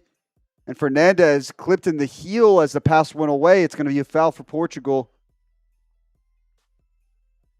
Pedri helping him up there. Portugal going to take this quickly. They're not going to set up anything. You would think they'd try to get some bodies in the box, but they didn't seem too keen on that as Neto with a little scoop pass. Neither of these teams overly reliant on like an elite target man type of game. No. Portugal does have Gonçalo Ramos on the bench, so they could bring him on, which is his game, as Neto trying to take defenders on. And he makes the pass probably a little too early as he was one-on-one with Cucurella. Feels like he didn't want much of that matchup. Oh, there's a shocker. He does get scared of taking people on. He's a big fan of crossing, this guy. He loves crossing. Yes, he does. Or pump faking the cross and working it back. Scored the one big goal against Fulham, and that's about all he's done. 285 people watching. Hit that thumbs up icon. Let's go. Portugal working on a little bit of possession, a little bit of a sequence here over the last couple of minutes in the 64th minute here. Still scoreless. Only one shot on goal over the course of the second half, at least according to the Fox Sports stats. I think they counted that. As a shot on target? I don't know. Do you see that? You see 3 shots on goal on each side there. ESPN only has 2 shots on goal for Portugal. Yeah. Fox Sports does have it as 3 each. Well, you never know. Now Spain working on some possession in their own half. Pedri has been very strong as well. Him and Rodri, arguably the best midfield pairing in this entire tournament. I think, in my opinion, they may be the bar. Rodri only with 12 passes in the first 20 minutes. Sick. That's exactly what we need. Lamine Yamal on the break now. Finds the switch to Baena. He's going to take on Cancelo one-on-one. Poor pass. Baena not cleared, though. Baena with the hit. Saved. He didn't get enough on that one, as that will be a shot on target and a save for Diogo Costa there. That's 6 saves now between the 2 goalkeepers, Costa and Unai Simon. That's punted ahead there. Laporte going to win that header, and they'll get it up to Baena.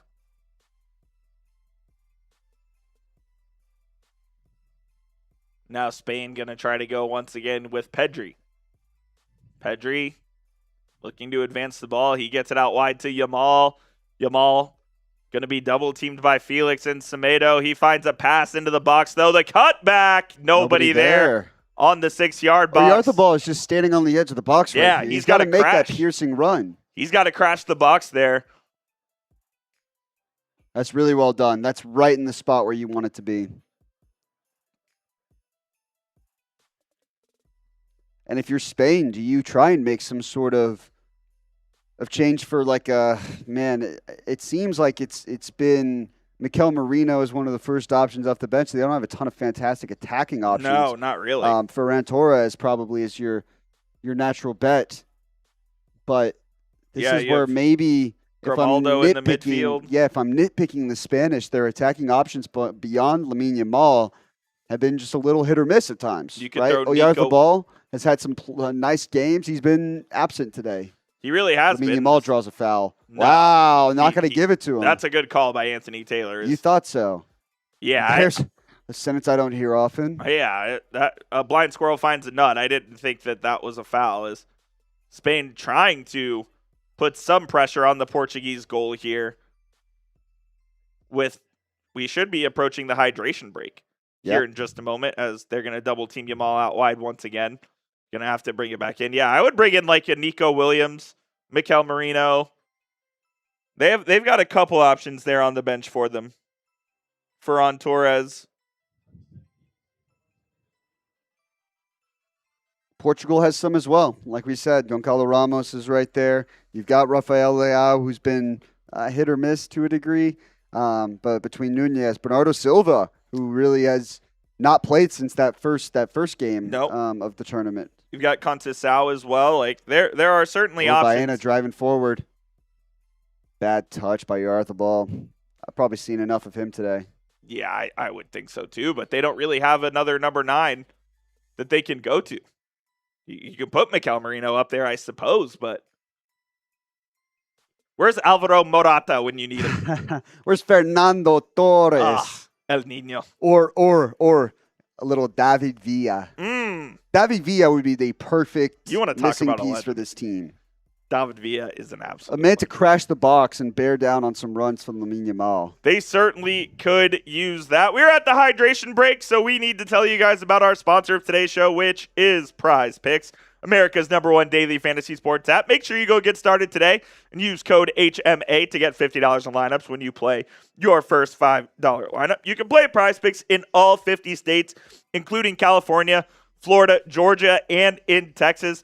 They do put their members first as well, so all withdrawals are fast, safe, and secure. PrizePicks offers Venmo, Apple Pay, Cash App, and most other major payment methods so you can get easy deposits into your account this sports season. Here is the lineup we have for today's game. Diogo Costa, 2.5 saves. That cashed. One already cashed out. Lamine Yamal shots on target. He's at 1. He's at 1. So we need one more for Lamine Yamal. We paired that up with Christian Pulisic goal or assist tonight. And there's a max discount Flo Balogun, more than half a pass attempted. You can copy these picks over on the social feeds feature or go make picks of your own. Just please do it over at Prize Picks, and you can get $50 in bonus lineups when you play your first $5 lineup using code HMA. That link in the live chat and in the description of today's show. Go get started today with our friends over at Prize Picks. Support the show, support the sponsor. Shout out to them. All right, 20 minutes left to go in regulation here in this one. Who you got? ESP for Spain, POR for the Portuguese. I have no idea. Like, I don't think this game is leaning one way or another. It's been an exciting one for the most part, and it feels like it's really picked back up over the last 10 minutes or so. Still 0-0 between these two teams, but I still think Spain just has that a little bit of extra quality that will get them over the hump. They just haven't necessarily showed it in the second half. It feels like Portugal has maybe been slightly better, in my opinion, over the last 25 minutes. I couldn't agree more, and I think that the Portuguese have looked slightly more threatening as well. Will somebody make an adjustment here? We shall see. If it they count the stats in extra time, right? Not sure if they do. The player stats? Yeah. Not always. I'm not sure. Well, I'm not sure about that. We'll see. We need 20 more passes from Rodri. It could be an active end to this game for him. I mean, 50 passes in the first half, you would hope, as Portugal will make a couple changes. Joao Felix will make way for Rafa Leao. And Diogo Dalot coming on as well. And Diogo Dalot coming on for Joao Cancelo. So Portugal taking off arguably their best player offensively over the course of the day. I think Joao Felix has been quite bright for them. They're going to keep Pedro Neto, who has been frustratingly bad, I think, for this team today. Hasn't really provided much of anything. 0.01 XG for Pedro Neto over the course of today's game. I think Joao Felix has provided a lot of important defensive work that they're going to miss with Rafa Leao in there now. Yeah, Neto is a really hard worker. And that does it for one of my prize picks today. And yeah, so they're going to go with Rafa Leao of AC Milan, who is looking for a new club. It sounds like Tottenham are in on him, among others. We'll see if he can make a difference. I still wouldn't mind him at Chelsea. Rafa, oh my God. I mean, he'd be way better than any wing we have. Yeah, this is going to be right a foul. On the edge of the box. Right outside the box here. This is intriguing. This is an intriguing spot. That was very close to a penalty. No, not that close. Just gets right around Semedo. In the end, that was always going to be a foul. 3 guys over it. It looks like Baena, Yamal. I'll tell you what. I'm going to reset the live poll as well here. We got 280 people in the chat. I want to see... By the way, the first poll ended with Portugal 59%. Yes, it did. Which is a little bit interesting. Just on the outside corner of the box here with Yamal standing over it. This is perfect Lamine Yamal territory. You try and get a cross really into the box from this space, but you certainly wouldn't mind that to be on frame as well if you can get it up and down. Here is Yamal. It's just a tricky angle. With the left, goes for goal, and that is going to be tipped over That's a shot on target. That is a shot on target by Diogo Costa, so that is Lamine Yamal's second shot on target. Let's go. You're 2 for 2 now. So all we need is Christian Pulisic goal and assist, and that one wins. I am a Christian Pulisic shot on target away from $30, and we now only need 19 passes from Rodri. Baena with the cross in. That is punched out by Costa, and Semedo going to clear that one away.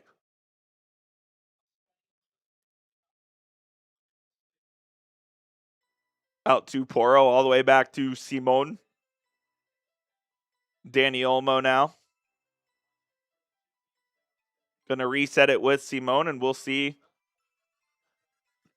if Spain can amass something here as Ferran Torres getting ready to check in here for the Spaniards. I feel like that has to be for Oyarzabal, who just has not had the same impact that he had in their last game.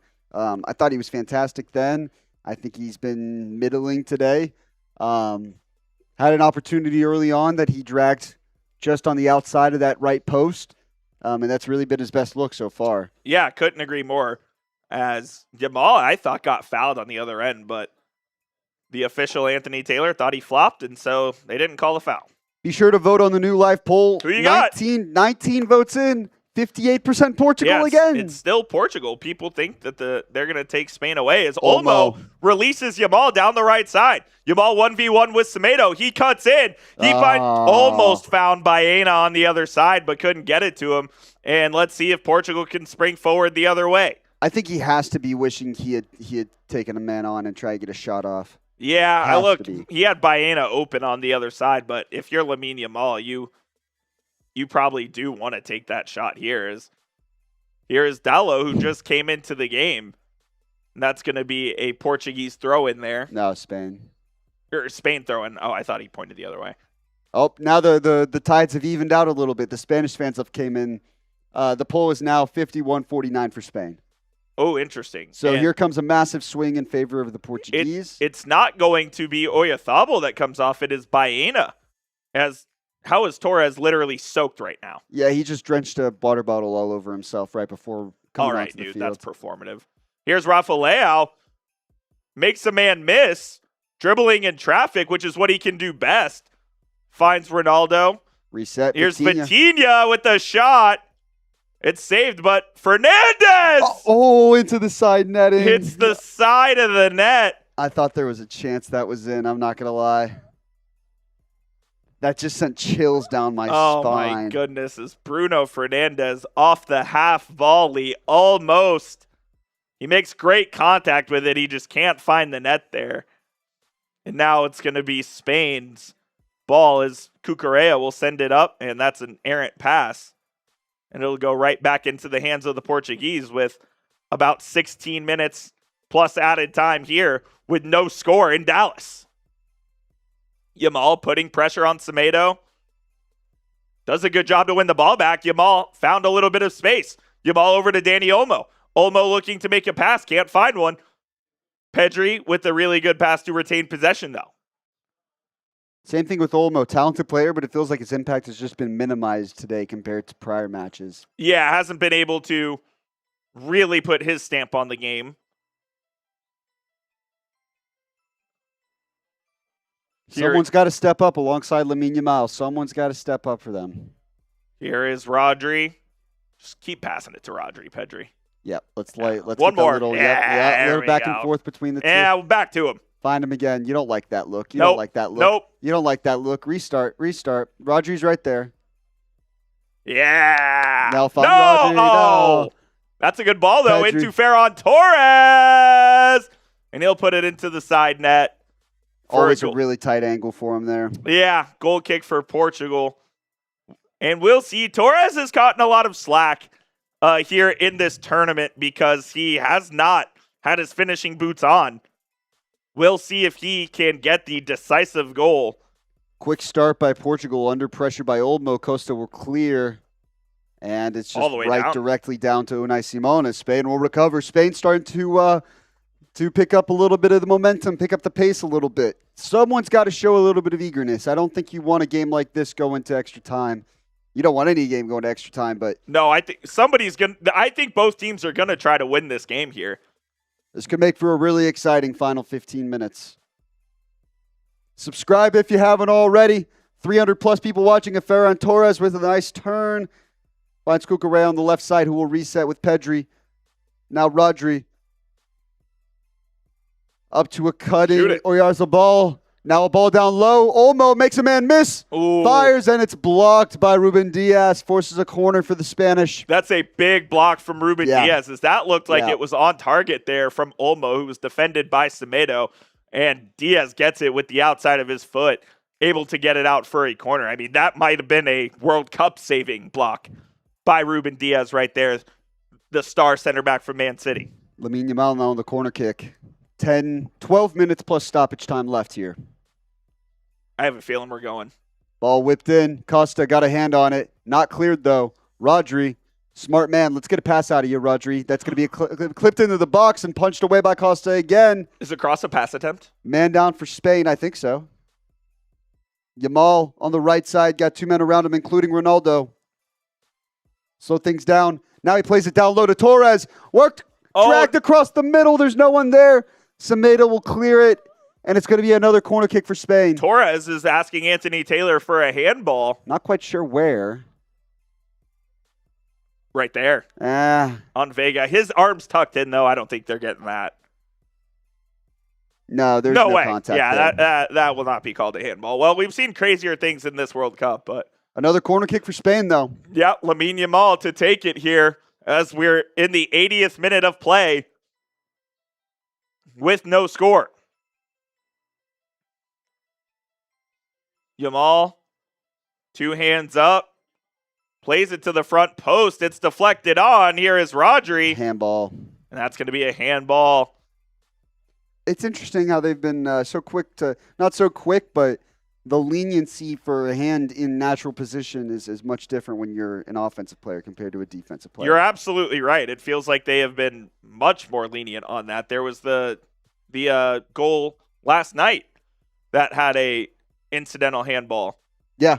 That was played on. And I do think that should be how it's officiated as well. Bad free kick there by Portugal. Gives the ball right back to Spain.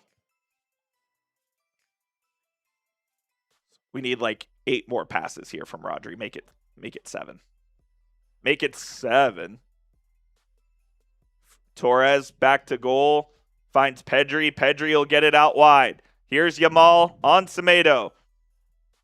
1-2. Goes back to Torres. A little 1-2. Not able to complete it. And off go Portugal. Here's Ronaldo on the far right. He's got it now. Ronaldo looked for an advancing cross. Couldn't find one. He'll play it back. Portugal under a little bit of pressure here from Spain, but they do well to get out of it. As Renato Vega plays it to the left, and now Portugal will go forward with Rafa Leao taking on his defender, going right past him with pace across into the box, and well defended there. It might have been a little bit of a mishit by Leao as well. But no, Porro got a foot on that. Yeah, okay, that's what I thought. Yeah, Porro got a foot, and now Spain going the other way with Torres. They have nobody forward, though, so they're going to slow this one down. As Rodri on the center circle finds Dani Olmo. Olmo taking a push forward. Now it's Torres. Back to Pedri. To Rodri out wide. Oyarzabal out wide to Yamal. Yamal taking on Semedo. Oyarzabal in. He's been poor. He's been horrible tonight. Rodri makes a tackle attempt. Can't get it, though. And now here is Portugal, and that's going to be a throw-in for them. As you're kind of seeing this game open up a tad. Team starting to tire out, a little more space. We'll see if it results in a late winner. 350 people in the building. Come on, get in. Hit that subscribe button if you haven't already, as Conceição and Bernardo Silva are set to check in for Portugal. Pedro Neto making way. Good game for Neto today. Yeah, I thought he's been solid. Does his usual bit of, bringing you a whole bunch of work rate. Won't bring you an actual goal or a finish or a cross or a pass. But Vitinha being taken off here. It's his second game, I believe, he's been taken off before the end of the 90 minutes. I know he was subbed off against Croatia. Let me look back when that was. Vitinha was subbed off in the 62nd minute against Croatia. Plays 82 minutes here. That is all 5 subs used by Portugal. Now they will get a 6th if it goes in to extra time. Meanwhile, Spain, the only sub they've used is Ferran Torres coming into this game. So they've got 2 windows and 4 subs available to make here in the final 10 minutes, perhaps final 40 minutes.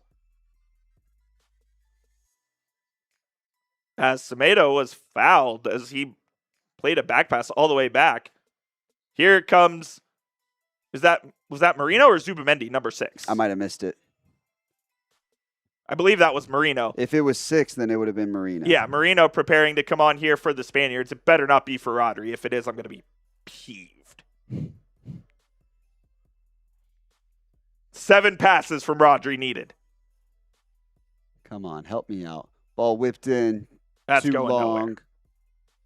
Spain will keep it. That's 2 midfielders. That's him and Fabian Ruiz. Oh, no.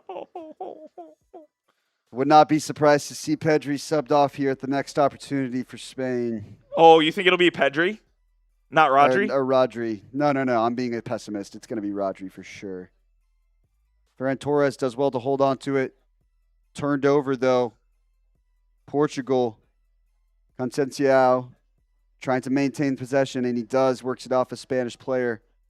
Throw in for Portugal. Oh, no. 6 minutes plus stoppage time left here. I'm going to be Maybe it is livid. Pedri. Maybe it is Pedri. It's Pedri. It's Pedri that going one's off. Pedri. And then is Marino going to come on for your double? No, there's no way they go double sub, right? Yeah, Marino is a false 9. It's going to be Danny Olmo. Yes! It's going to be Danny Olmo. Rodri stays in the game. That is great for our prize picks. Oh, that's fantastic. Great for our prize picks. Use code HMA. Shout out to them. Get $50 in lineups after you play your first $5 lineup. A big shout out to the manager of the Spanish national team. Needed that. 0-0, 5 minutes left. What more could you ask for than a tie ball game? Well, you could ask for a tie ball game that's not 0-0. You could. We'll take a 0-0, though. We're big fans That means a 0-0 means we get 30 more minutes. I'm down for that. As Lamine Yamal. With some pace, taking on the defense. It's out wide for Marino. Or Oyarzabal, excuse me. Goes all the way across. In some space here is Fabian Ruiz. Awkward deflection. But Costa able to come down with it comfortably. Hit that thumbs up icon if you haven't already. Be sure to subscribe to the channel. We're going to be live for the rest of this game, plus the U.S.-Belgium game tonight. Oh, baby. If you're a USA fan, there is nowhere else you're going to want to be than with us. Long ball by Portugal. Very good header by Cucurella to win Dealt that with one. well, yep. And Rodri is there to work things around from one side of the field to the other. One more. Find him again. One more, Mark. Find him again. No. Things starting to slow down a little bit. Let's play some football here, ladies and gentlemen. Yeah, Spain's starting to establish their structure. Work the ball up the field. Here is Cucurella carrying it forward. Back to Ruiz. And they're going to reset it here. Oyarzabal does well to rein in a poor pass. Rodrigo would have never done that. Pedro Porro to Pedri. Back with Laporte. Things are really slowing down here now. I don't know if it's whether both teams are content for extra time or I think if you're Spain really are looking just for trying the to right draw 'em opportunity. I think Spain are trying to draw them out. And Portugal playing with a little bit of press here. Yeah, I like that press as Rodri is going to play. That's a pass. Attempt, yeah. Yep. Brought down by Spain. We'll see if they can create on the break. Here they come in space a little here. Look at all that space with Yamal. Yeah. Yamal's got I'm bunch working of my space. way out there very quickly if necessary. Here is Rodri. Now it's out wide with Yamal. Defended by Semedo. Yamal with the pass into Torres. Ferran Torres in the box. Backing up. Nowhere to go. Tried to find a pass. Doesn't. And that's going to go right to Diogo Costa there. And he's going to milk some clock too. I mean, maybe both these teams are playing for extra time now at this point. Yeah, it sort of does feel that way, as he still hasn't even picked up the ball yet, and they're not pressing him. Yeah. So I think they're just going to... Well, they hand it off now to Bernardo Silva, who makes the pass forward. And we'll see if Spain can win the ball back here, but Portugal looking to try to make something happen with... That was Dalot. Dalot. I was going to say it looked like Diaz. Dalot with a nice little step over. Ball gets turned over. That's going to be a foul. It's got to be. And yeah, Bernardo Silva is going to get yellow carded for that on Anthony Taylor. Bruno Fernandes doesn't like the call, but that was an absolute yellow card on Bernardo Silva, who should be familiar with Anthony Taylor's exploits as he goes in hard on Marino, puts an elbow into his chest. I mean, that's a textbook yellow, stupid foul there by Bernardo Silva. Don't know what he was going for there. Yeah, hasn't been his tournament so far. He was in that first game against DR Congo and really hasn't found the same consistency since. Certainly hasn't gotten the starting minutes that you would expect a player of his caliber to get. A guy who's about to start a new chapter with Real Madrid. Yep. Now as his chapter with Manchester City comes to a close. Obviously a very talented player, but this has not worked out well for him as far as this tournament is concerned. He's a Man City legend. There's no question about that. As Simone tries to play it forward, it's going to come down. Spain going to try to win it. They can't, but that one's going to go all the way back. Ronaldo lurking. Simone able to make the catch for it and able to get it back. And there is Rodri with it. And that, Sam Brown, is 88 passes.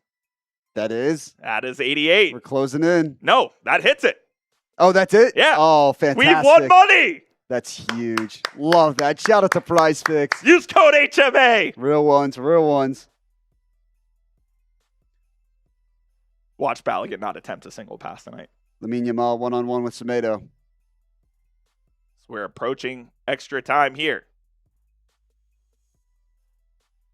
Spain working things right back around. I feel a goal coming. They put the foot on the gas just a little bit. They're going to get the benefit of about 4 or 5 minutes of added time. Not a lot. Yeah, I would. Maybe similar to first 6. half. Yep, similar to the first half. 6 minutes of added time. Nice combination. Work down low. Marino's on net. He scores! Mikel Marino! How about that for 90 minutes of scoreless play? It's 1-0 to Spain. I told you I felt a goal coming, Brown. And Mikel Marino, the substitute, giving Spain the lead in the 91st minute. The Arsenal man coming up huge for Spain as he's able to find space in the Portuguese defense and is able to slot it home. A beautiful finish from Mikel Marino there. The Arsenal man comes off the bench, makes an immediate impact. I've talked a lot of shit about Arsenal players in this tournament. Gabriel's been awful, but the rest of them have been pretty damn good. Saka was really good last night, and Marino off the bench with a gorgeous little pass there from Ferran Torres. He's well onside. One touch, slots it home with the left foot in the bottom corner. I mean, that is a gorgeous pass and finish right there. And just a lapse in concentration from Portugal and a great finish from Mikel Marino. And there is still at least, Sam Brown, 5 minutes left in this game, more than likely 6. Yeah, that was scored right on the start of stoppage time. So we're going to get a full 6 minutes here, I'm pretty sure. Ronaldo, who has been absolutely absent in this game, is complaining at his defense because why wouldn't he? Yep, not his fault at all. Not his fault at all. He's got a couple shots on net that he couldn't finish. I mean, say what you want about this game. There have been some lulls. There's also been 8 shots on target over the course of this game. Yep. A couple nice double saves. This has not been a boring matchup. And now Portugal has 6 minutes to save their season and save their World Cup chances. Save their season is a bad phrase. Save their tournaments. And that is Mikel Marino's 11th goal in 48 appearances for Spain. And now Portugal's really going to turn the pressure up and try to throw everything forward. You'd think they put a couple. Well, they've used all 5 of their subs, so there's no subs to be made. Yeah, no, it's kitchen sink now, and they've got a 40-year-old up top to try and save their season. Here's Ferran Torres. That's a nice tackle made to win the ball back, and now they're going to throw everything forward. Expect Costa to come up as well and play that sweeper role. Conceição. Bruno Fernandes pings the ball over to Leao. Well done by Porro to work back for the switch. And close the door. He celebrates that one. Glare. No, you can stick around if you want. Come hang out. Oh, busy guy. Intern Chip in here has to push buttons. Neves.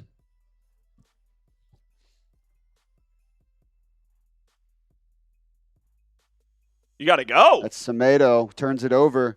Now Spain have a chance to break with Yamal. He's going to get around his man. That's going to be a yellow card. He got him. Okay. I was going to say. I was like, there's no way. That was just an obvious one. That was a cheeky bit of skill right there. Renato Vega is going to get called for that one. Oh, yeah. He grabs his shirt. Yeah. That's a textbook yellow, as the former Chelsea man currently at Villarreal in Spain gets the yellow card there. Shout out to Prize Picks. By the way, is the ball? I'll wait till the next stoppage, actually. Costa, quick recovery off the long ball, the free kick by Spain. Little restart quick. Instead of Balogun's headshot, they put a Uno reverse logo. That's great trolling by Prize Picks as the ball is worked up the field. Leao will get it close to the corner flag. He's got Porro one-on-one. Cuts, now works it back to his right foot.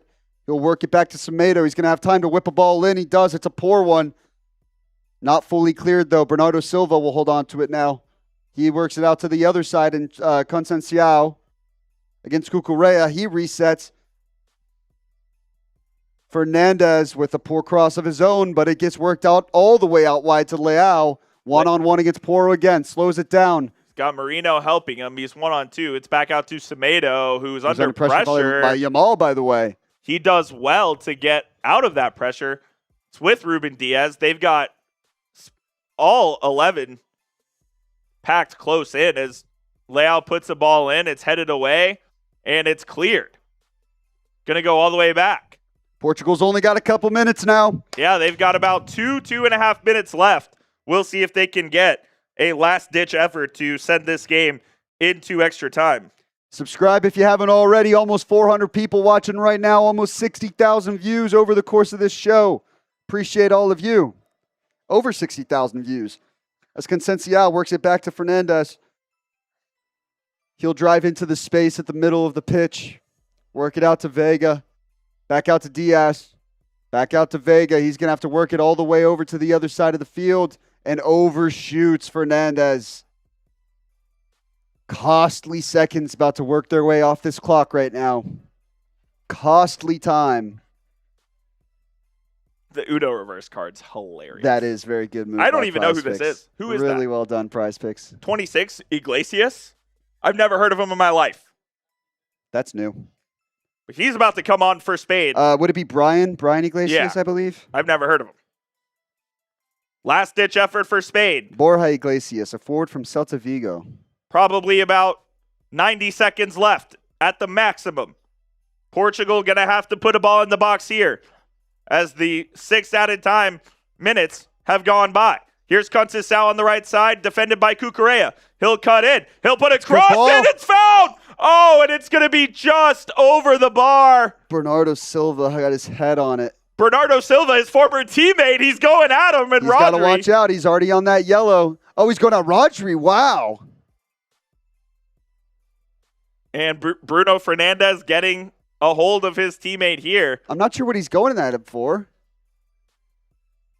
Oh, and Silva, the little man in the box, gets head on it, but does not get the power or the accuracy as it sails over. Yeah, I don't know what he's going at Rodri for. Yeah, I'm not sure. He's a feisty guy. The Spanish looks like they will hold off that sub on Borja Iglesias in the end. No. He will come on. Oyarzabal will come off. So the forward striker figure from Celta Vigo We'll get a cameo here for the last minute, try and work this game to the end. It's really just about eating up a few seconds. Yeah, they're going to send this all the way forward here. That's why they have one more substitute as well. I would expect Spain to use it if they need to just eat up 15 more seconds of clock if they can. Absolutely. Simon sends it up the field. Iglesias, shit first touch of the game. Do they still have a window left, though? Portugal with the throw-in. Huh? Does Spain still have a sub window left? Oh, sorry. They just updated the graphic. That was their last substitute. Okay, that's what I thought. They had one up on the graphic, I promise you. One last-ditch effort here from the Portuguese. They're going to have to send everybody forward now. Spain's got all 11 behind the ball. Trying to find Leao, and that is going to be blocked. Lamine Yamal right there with the defensive play again. See, you can't work it backwards in this case. Unless you know that you're still going to have time. Like, you're going to give Anthony Taylor a reason to blow it on you. As the entire Spanish bench, by the way, is standing up right now. And that's going to be a foul. They're going to get a chance. Torres with the challenge on Conceicao, who I think is trying to show ass right now. Did you see that? As Ferran Torres will get a yellow card for that. Ferran Torres comes in with a stamp. They can play this into the box. Just barely gets his studs down, I will say. If you looked at that slow motion, just barely got his studs down. Otherwise, the right person would have argued cleats up. Slaying Cat, when is this game over? This could very well be the last chance for Portugal. This really could be it. As Bruno Fernandes will stand over the ball on the right side of the pitch. Almost even with the corner flag about 35 yards out. The ball's whipped into the box. It's in a good area. It's flicked on, and Ronaldo was right there. Ronaldo was right there. Did not get a leg up. And that's going to do it. And that'll do it. The Spanish move on. They will take on the winner of USA-Belgium. What a game and what a finish. Mikel Merino with the winner in the 91st minute gives Spain the victor over their Iberian island, whatever you want to call it, partners. And they will be moving on to the quarterfinals in Inglewood. And the Portuguese are going home. And we have just seen the last of Cristiano Ronaldo's legendary career come to an end here. What a game that was. Yeah, back and forth in the sense that nobody could really find a way to get that first punch until the very end, and until Mikel Merino made that goal scored that goal off the bench. Really impressive performance. And by the way, I know that graphics there says a whole bunch of sports that aren't soccer. We're going to be live for the USA-Belgium game tonight, so don't you worry about that for the 400 people that are still watching here. Back and forth in the sense, like I said, that neither one could really get a foothold. I think there were certainly phases that favored each side. Both had moments over the course of this game, but neither one really was able to fully establish themselves. And as the cameras now start to work their way around Cristiano Ronaldo, you think about the career that was for him. He's the second greatest player to ever put on a uniform. I would even go third behind Pele. But I think that if you're talking about World Cup and what this could have done for his legacy, this was the one thing on the list that Messi has over him. It always will be. Yep, Messi, winner of the 2022 World Cup. Ronaldo ending his career without a World Cup. He did win the Euros in 2016.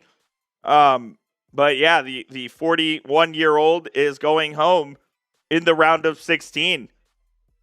Shocking. Not shocking. Not shocking. But yes, I mean, one of the best players to ever step on a soccer field is done with his international career, and more than likely done with the spotlight of major high-level football in this. In the world. I may be more so struggling to put into words the perspective of what his career has meant to the sport, and obviously the sport in that country, right? Like, the team has only risen in quality over the course of his career. I think you take a look back at what this team was, say, in 2006.